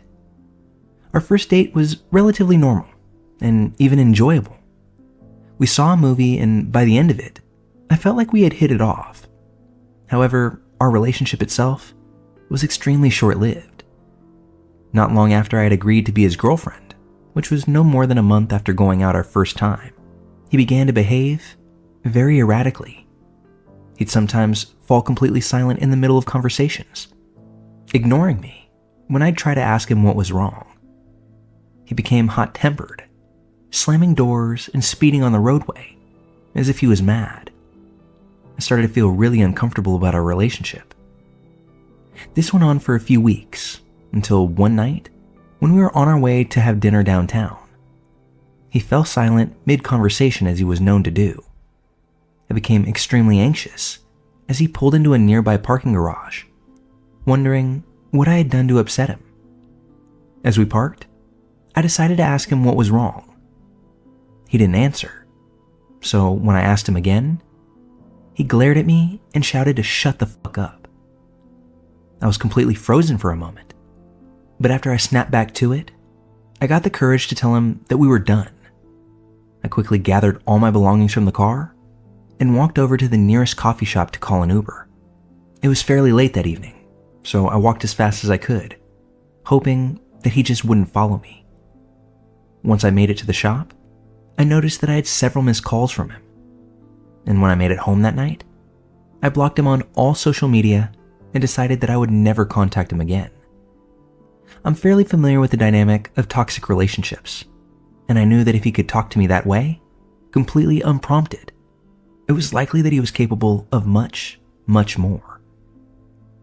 About a week goes by as I start to settle my emotions a bit. I decide to confide in a friend, one who had never met this guy, about what had happened, feeling completely embarrassed about the whole situation. Well, a few nights later, I received a text from the same friend. It was a screenshot of an Instagram DM from someone that she didn't follow. My now ex. The message said something to the effect of, "Hey, I'm sorry we're having to meet like this, but OP is ignoring me, and I just need to talk to her." My heart jumped into my throat. I decided to message all of my friends separately, let them know what had happened, just in case he was out to DM all of them. Later that week, I began receiving several DMs from various accounts, all without profile pictures or any posts. Eventually, I gave in and responded to a single one, asserting that the relationship was now over and that I didn't want to hear from him again. I blocked all the accounts immediately afterwards, and as time went on without hearing a word for weeks, I figured I had reached the end of the situation. That was until one morning, leaving my house for work, I walked out to my car and noticed something dangling around the handle of my car door. It was a necklace that I had gifted him. Now, he had only picked me up once from my house before, and the thought of him driving to my home, which was about an hour away from his place, solely with the intent of suspending this gift from my door handle, absolutely freaked me out. I was shaken up for a minute. It was by no means an expensive necklace, and I myself had the exact same one. But I kept it pushing. I thought maybe it was his way of acknowledging that we were done and complete. 2 months later, I was working my job at a small boutique near my house. I was used to answering the phone several times a day, so when the phone rang, I thought nothing of it. But when I picked it up, I immediately recognized his voice on the other end. He launched into a tirade, rambling about how he wanted a specific sweatshirt back, but I hung up before he could finish. That was the last time that I would ever mention to someone I was casually dating just where I worked. I was completely losing it at this point, especially considering that he had never called me at work while we were together. I had no idea how he even knew that I was working on that day or at that time. I told my older sister about the situation, and she, being very protective, decided that she would take it upon herself to message him. She told him unequivocally to leave me alone, and if he really wanted it, she offered to give him back the sweatshirt on my behalf. But he refused, simply insisting on meeting with me and only me to get the sweatshirt back. When it became abundantly clear that he didn't actually want the sweatshirt back, she made it clear right back that I wouldn't hesitate to go get a protection order. To this, he never responded. While I've yet to hear anything more from this guy up to this point, there are times where I still feel uneasy. You know that feeling you get when someone outside your view is staring at you? That's the sensation. It'll happen as I'm walking in my front door, ordering coffee, even hanging out with friends in public. I'd be willing to admit that I may just be paranoid at this particular time. But part of me wonders if there's more to just these feelings than what I'm prepared to admit.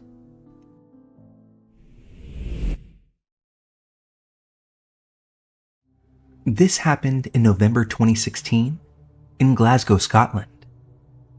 I was desperate, I gotta admit. I'd been single and alone for some time, and this fact was driving me crazy. That's when I swiped right on Laura. She came across as a very sweet girl and all, but she was in quite a hurry to meet me. Something that now I see as a red flag. But back then, I just went with it. She insisted that we go to the pub. No fancy dates were necessary, and this was something that I didn't mind. Well, at first glance, I knew that I'd been swindled. She looked majorly different from what I'd seen before, but I didn't mind. I was just happy to have a date, and I'm not exactly so good looking myself, so I gave her a chance to redeem herself. We got to talking, and after a few beers, things began to get a bit more intimate. Now, before I go any further, I have to explain. She was a rather hefty young woman, with long dark hair, and she had eyeshadow similar to Amy Winehouse, which makes sense because she said she was a huge fan. I'd asked about her hobbies and interests, but she asked me to talk more about myself. I told her about my job. She yawned sarcastically. "Let's talk about your sex life," she said. She had slipped her foot out of her shoe and started rubbing around my groin with her bare foot. Needless to say, this got me going. So yeah, I don't have much to say in that department, as it had been a while since I had last had sex, and I was very honest with her. I asked about hers, and she says she has her kinks, and that she's, quote, done things that I could never imagine. Want to see what I can do? If we go to my place, you can see what I can do. She then said that if we headed to her place, she'd be glad to show me what she could do. So at this point, I'm beginning to feel a bit drunk, which I was amazed at, as I was only on my 4th pint. I did have a couple of shots intermingled in there, so I put it down to this. We'd waited outside the pub for a taxi, and she was holding my hand, excitedly whispering into my ear all the things that she was going to do to me, all the things that I'd never experienced before. In a way, I actually just couldn't wait to get to sleep. My head felt heavier than the rest of my body. It was almost as if the ground was moving beneath me. The rest was a blur. I can't remember getting into the taxi, but I do remember falling down the stairs as she was laughing above me. "Come on," she said. "Get your sexy ass up here." I struggled my way up the stairs, and before I knew it, from what I could remember, I was in her bedroom, naked. It was as if I'd blacked out between the staircase and her bed sheets. I tried to sit up, only to find myself tied to the bed by my arms and legs. She entered the room dressed in bondage gear. Now, I'm not gonna lie, I was deeply aroused by this, but I was confused at the same time. She performed all sorts of different acts on me before moving on to full intercourse. I lay there delighted, don't get me wrong, but something felt incredibly off about it all. I had dozed off for a bit, before being woken up by a weird screeching sound. "What are you doing?" I mumbled, as I looked down to see this woman wrapping my legs with cling film. "Hush now," she said. "This is the best bit." I was no longer tied to the bed, but I felt numb, and I couldn't move my arms and legs. She proceeded to wrap me up from my legs upwards. The whole time I was screaming at her to stop, before she placed some cling film in my mouth to help shut me up. I was struggling to breathe at this point, and had done my best to dislodge the ball of film from my mouth. Eventually, I was wrapped entirely from head to toe, and I could barely see outside of the wrap. She told me that this was my punishment for being so terrible in bed, and that she has many other victims just like me, all wrapped up and waiting to die. When she left the room, I gave out some muffled screams before I slowly felt myself fading away. I woke up what was now the next day and able to breathe. This time, there were people looking at me concerned. They'd removed most of the cling film and had given me space to catch my breath. I wasn't fully aware of this until they told me, and it turned out that I wasn't actually in Laura's flat, but an old-fashioned hotel. The police were then all over me, asking me questions about what had happened. I attempted to show them Laura's Tinder profile, but it didn't exist any longer. It seems that right after leaving me in wraps, Laura had deleted her page. I'm grateful to my rescuers, but forever traumatized by this incident, and I end up with panic attacks when I see people that even remotely resemble her. It took me a few years to finally trust people enough to go back on dates, but I'm still on the road to recovery mentally.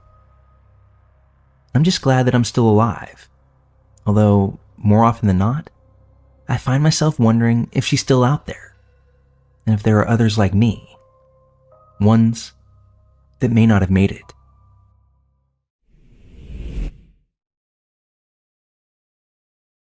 I feel compelled to share my story because I still find it so unbelievably surreal.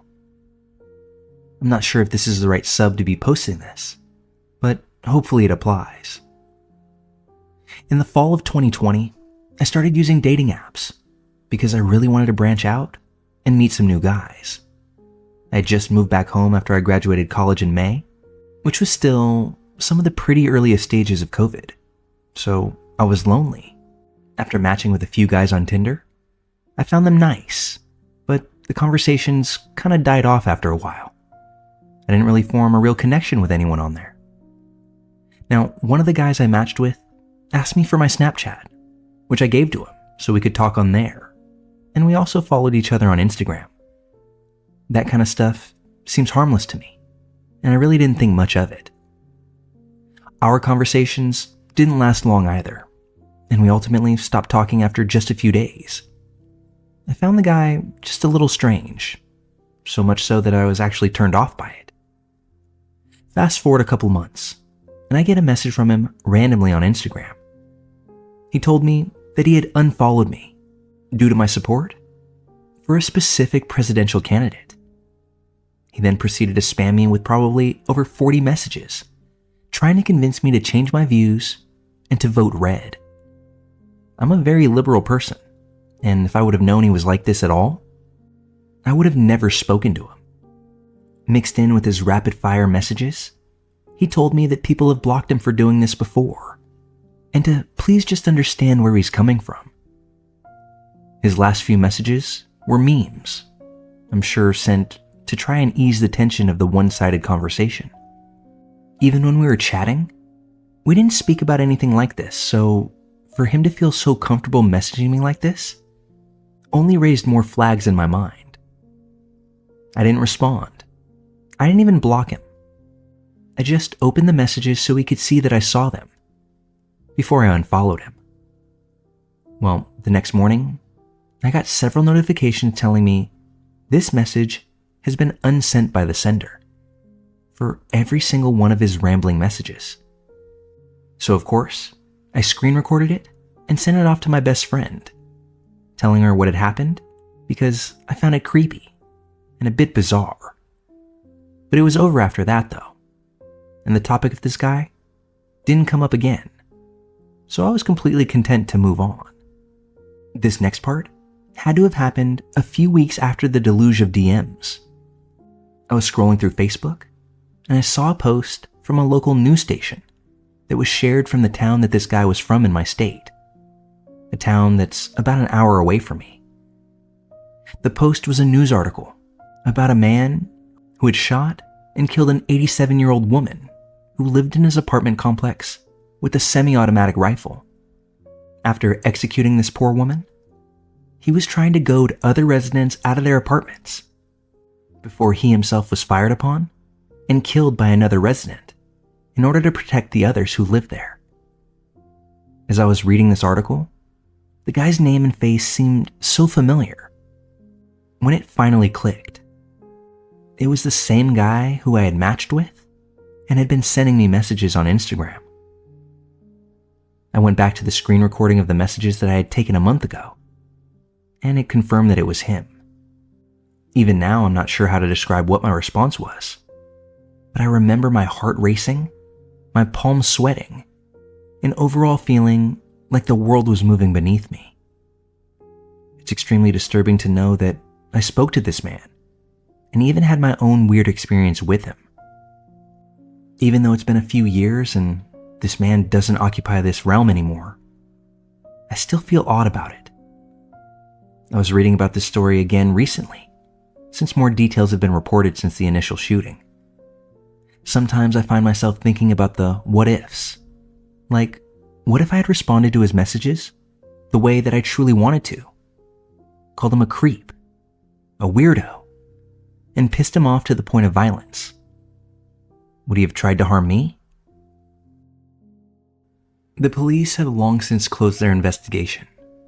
They claim that the guy was mentally ill, and that in a psychosis brought on by his condition, it caused him to lash out unprovoked and cause the damage that he did.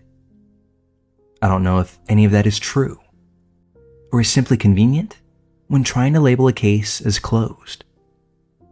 It's just wild to consider that any of us can unknowingly be communicating with potential murderers, psychopaths, and generally unwell individuals, all through these small electronic boxes in our pockets that link the entire world. In addition, be wary of just who you swipe on.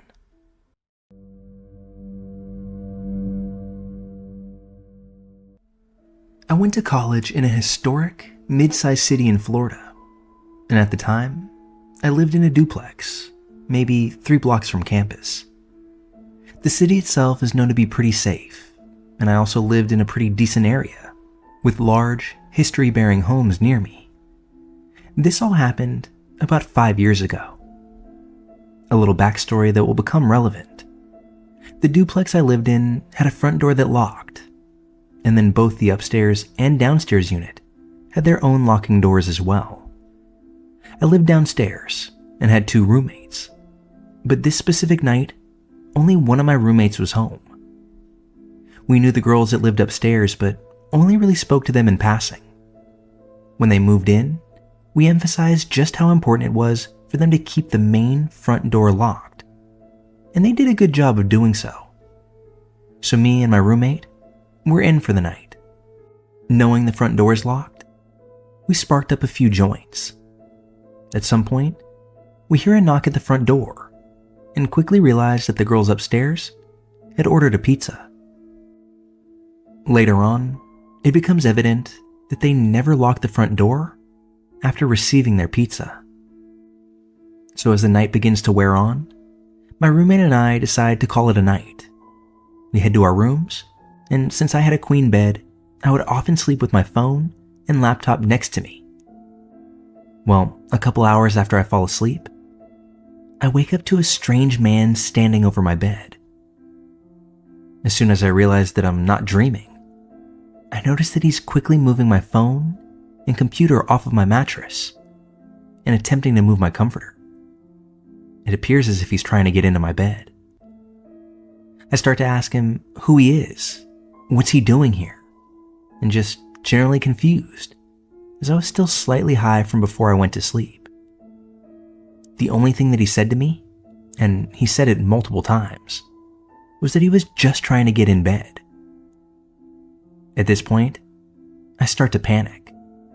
My mind obviously goes to the worst. I was hoping that maybe my roommate had invited some random Tinder guy over, and that he had gone to the wrong room.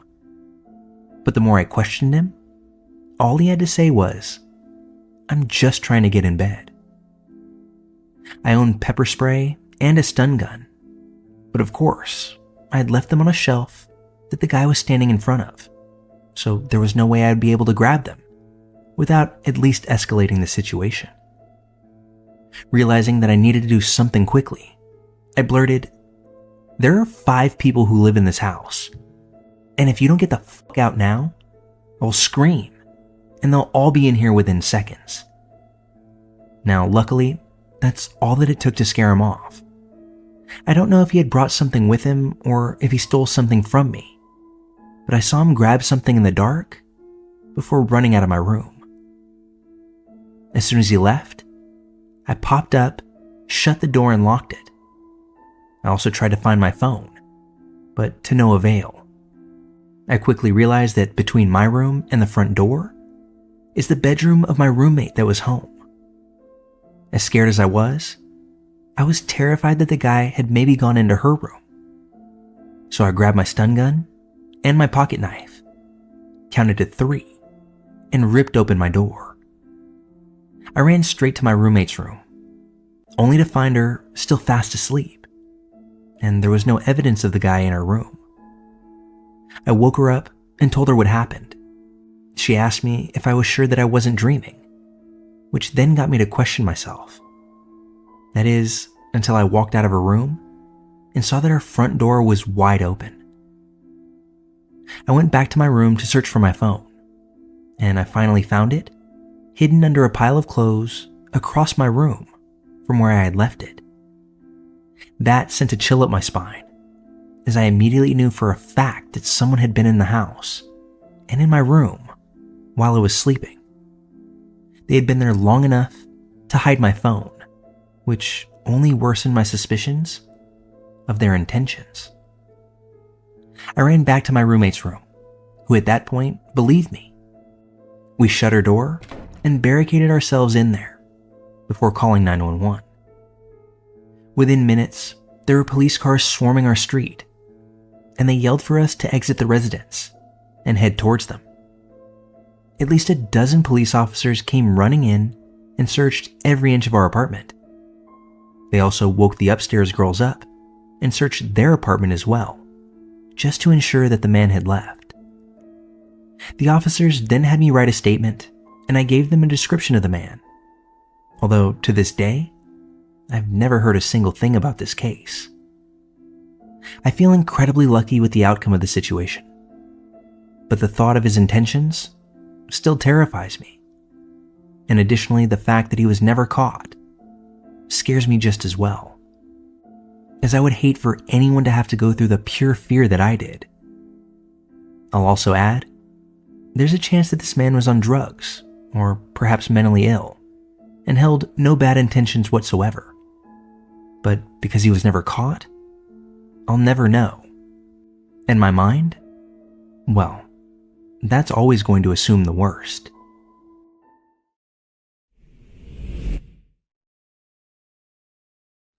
I'm typing this from the living room of a friend's house. What I'm wanting to share happened no more than an hour or so ago, and I'm still trying to process what I just encountered. Me and my buddies, Max and Brock, names changed for anonymity's sake, we're a group of 22-year-old guys. Max and Brock live together in the house that I'm at, whereas I live across town by myself. We went out last night for a little fun. The kind of fun that involved a bit of a bar crawl, late night tacos, and an Uber ride back to their house. Needless to say, by the time we landed, I wasn't really in the kind of shape to drive myself all the way back home. So after making sure it was cool with the homies, I grabbed a sheet and a pillow from their downstairs closet, something that I've done maybe a dozen times before, and made myself a cozy spot on their couch. Everyone said their goodnights at around 2:30 a.m., and presumably we all knocked out. I know I did, at least. Well, fast forward a few hours. I'm in a dead sleep, the kind that's been assisted by a copious amount of alcohol, when I hear the front door click open and shut. From where my head is, the door is no more than 10 feet away, so hearing it make noise in the middle of the night doesn't surprise me. With my eyes still closed, I'm thinking that Brock or Max was taking a step out to smoke or something. But as I crack my eyes ever so slightly, I'm surprised when I don't see either one of my friends. Rather, a tall, super slender woman in the entryway of the home. I've never seen this lady before. She's wearing a long red or salmon-colored dress, and maybe some kind of scarf wrapped around her head. Forgive me, I'm not very good with women's accessories. I'm not sure why, but my default was to pretend that I was still asleep. Although as she got within a foot or two of the couch and knelt down right at face level, I knew that the jig was up. I fully opened my eyes and trained them in on this woman, doing my best to make out her face in the ultra-dim light.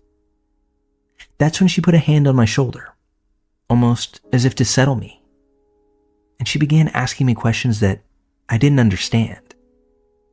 The sentences themselves were in English, but they seemed jumbled and incoherent.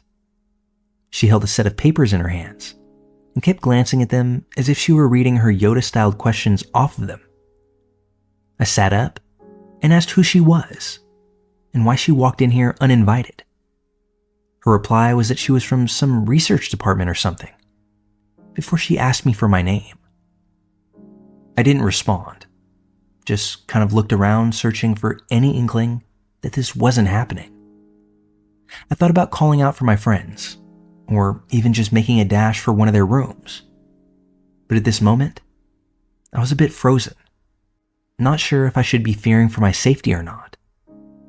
I reached for my phone to call Max, and after the most awkward 10 to 15 seconds of stone-cold silence, this woman simply nodded in my direction and said, "I can see that you're not ready.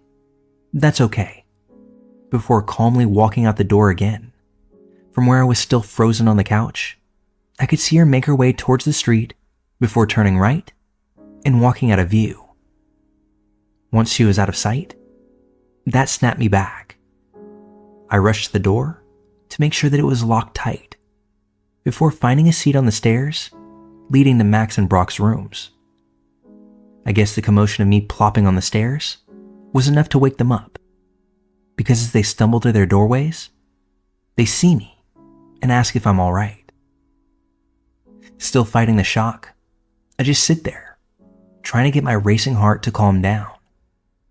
As I explained what had just happened, Max offered that he thought that it was weird, but surprisingly seemed unconcerned, and bounced back into his room after only a few moments. Brock was a bit more empathetic as he sat with me on the steps. He shared in my shock, and he even acknowledged the fact that sometimes Max can be a bit too nonchalant when it comes to locking doors when he's faded. Brock eventually took himself back into his room after patting me on the back and telling me to get some rest. But after this happened, how the fuck am I supposed to go back to sleep? I'm not drunk anymore, and I'm ready to just go home. But I'm also still shaking, so I don't want to be behind the wheel. I'm back on the couch, but no way am I going to be calm enough to doze off. I find myself here sharing this story with internet strangers, because I still don't know what just happened. It was as strange as any dream I can remember having, and yet I'm 100% sure that I wasn't asleep. I don't think that I've ever been this unnerved in my life. And I just want to tell you all, thank you for listening.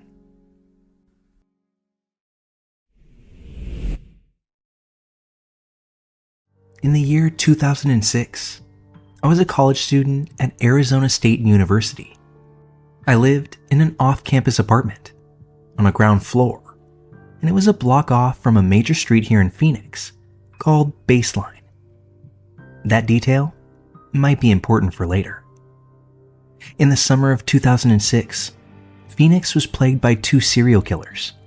One was the Phoenix shooter, who ended up being a team of 2 guys randomly shooting people.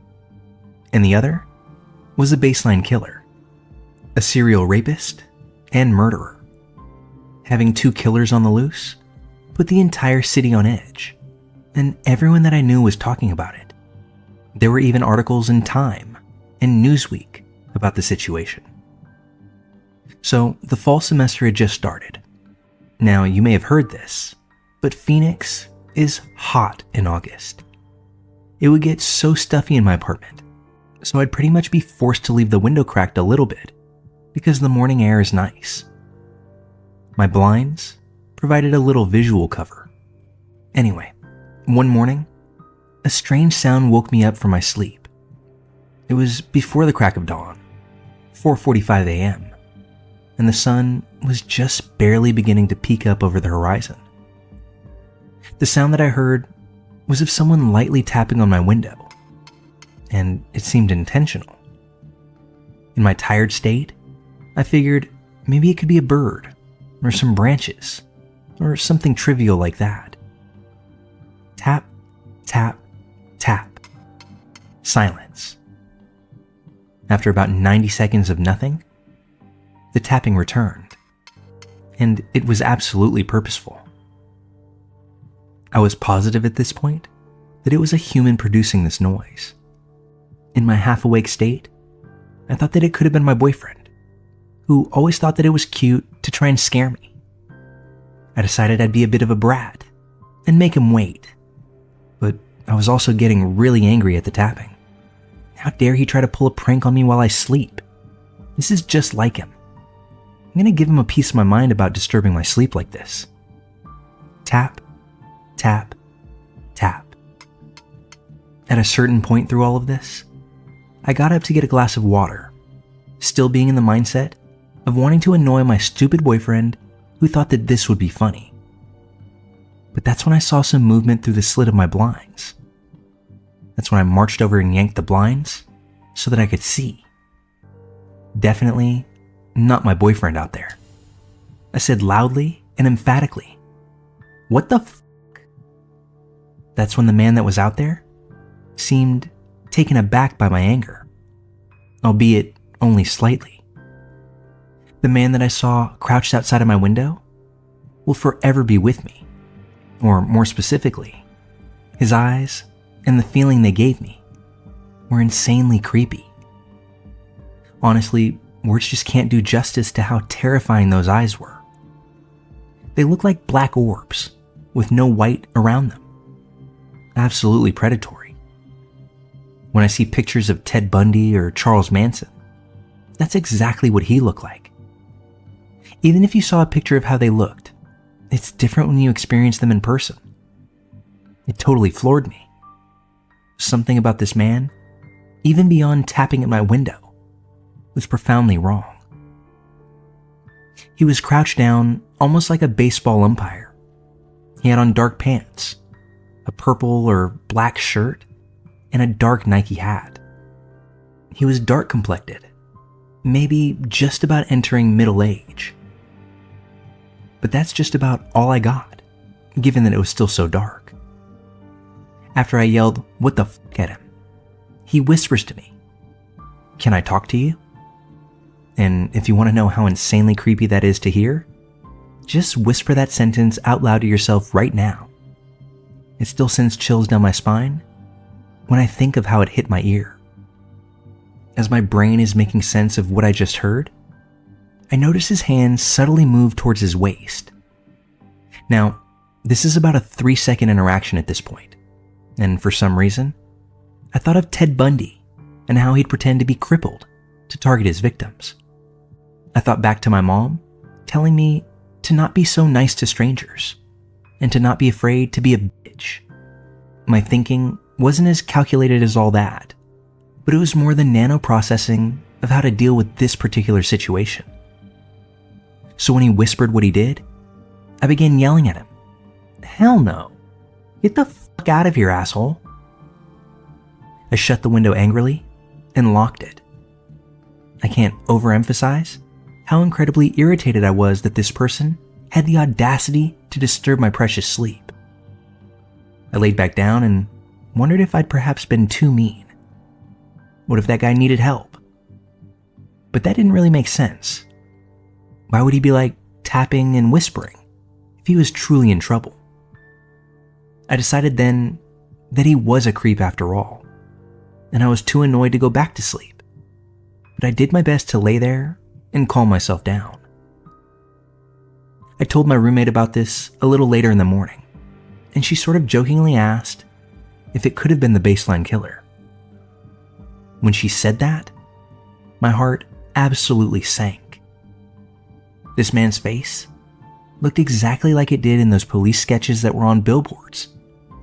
The only problem is that those billboards showed that man with dreadlocks, and the man that was at my window had no dreads. Nevertheless, I called the Phoenix Police Department, and the detective that I spoke to agreed that it did sound like the baseline killer's MO. The suspect would often say something to throw his targets off. Then he'd blitz attack them. The detective said that my angry response probably made me seem too much of a hassle, and then he moved on. The only problem was that I thought that this man looked Hispanic, and the detective said that many witnesses described the killer as being black. I thought that the cops might want to come out and try for samples or surveillance video or something, but I didn't hear back from the detective. Once my parents learned of this, they properly freaked out.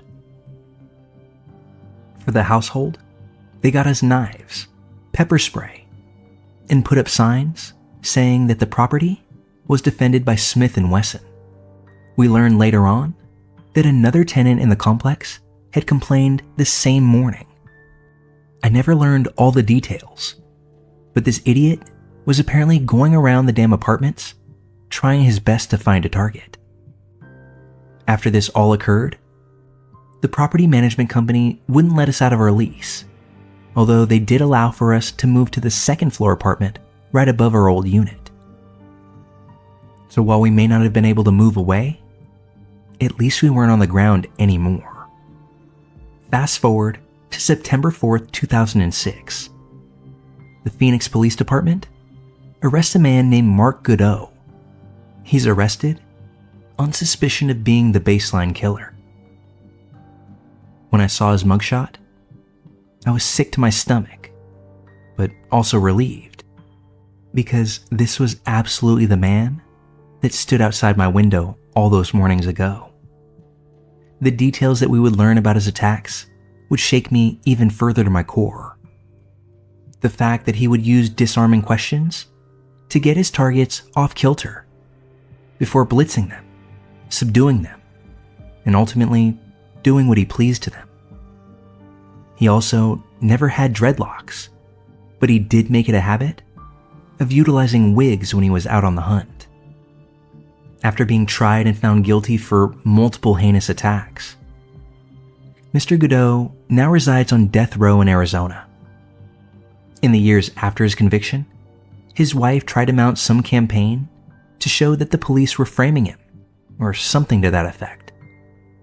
On a personal level, it would certainly make for an interesting coincidence if this poor, innocent man who they framed was also out there whispering like a creep and tapping on my window. Now, think as I might, I can't think of anything more scary than a serial killer tapping on your window before daybreak. That's something that actually happened to me. And if it happens to you, the only thing that I can say is do your best to scare them back. Don't be afraid to be downright rude to someone who's injecting themselves into your space. It could save your life if you're not afraid to throw your weight around and tell someone off. Trust yourself. You can still be the most kind and generous person in the world while still telling someone to fuck off.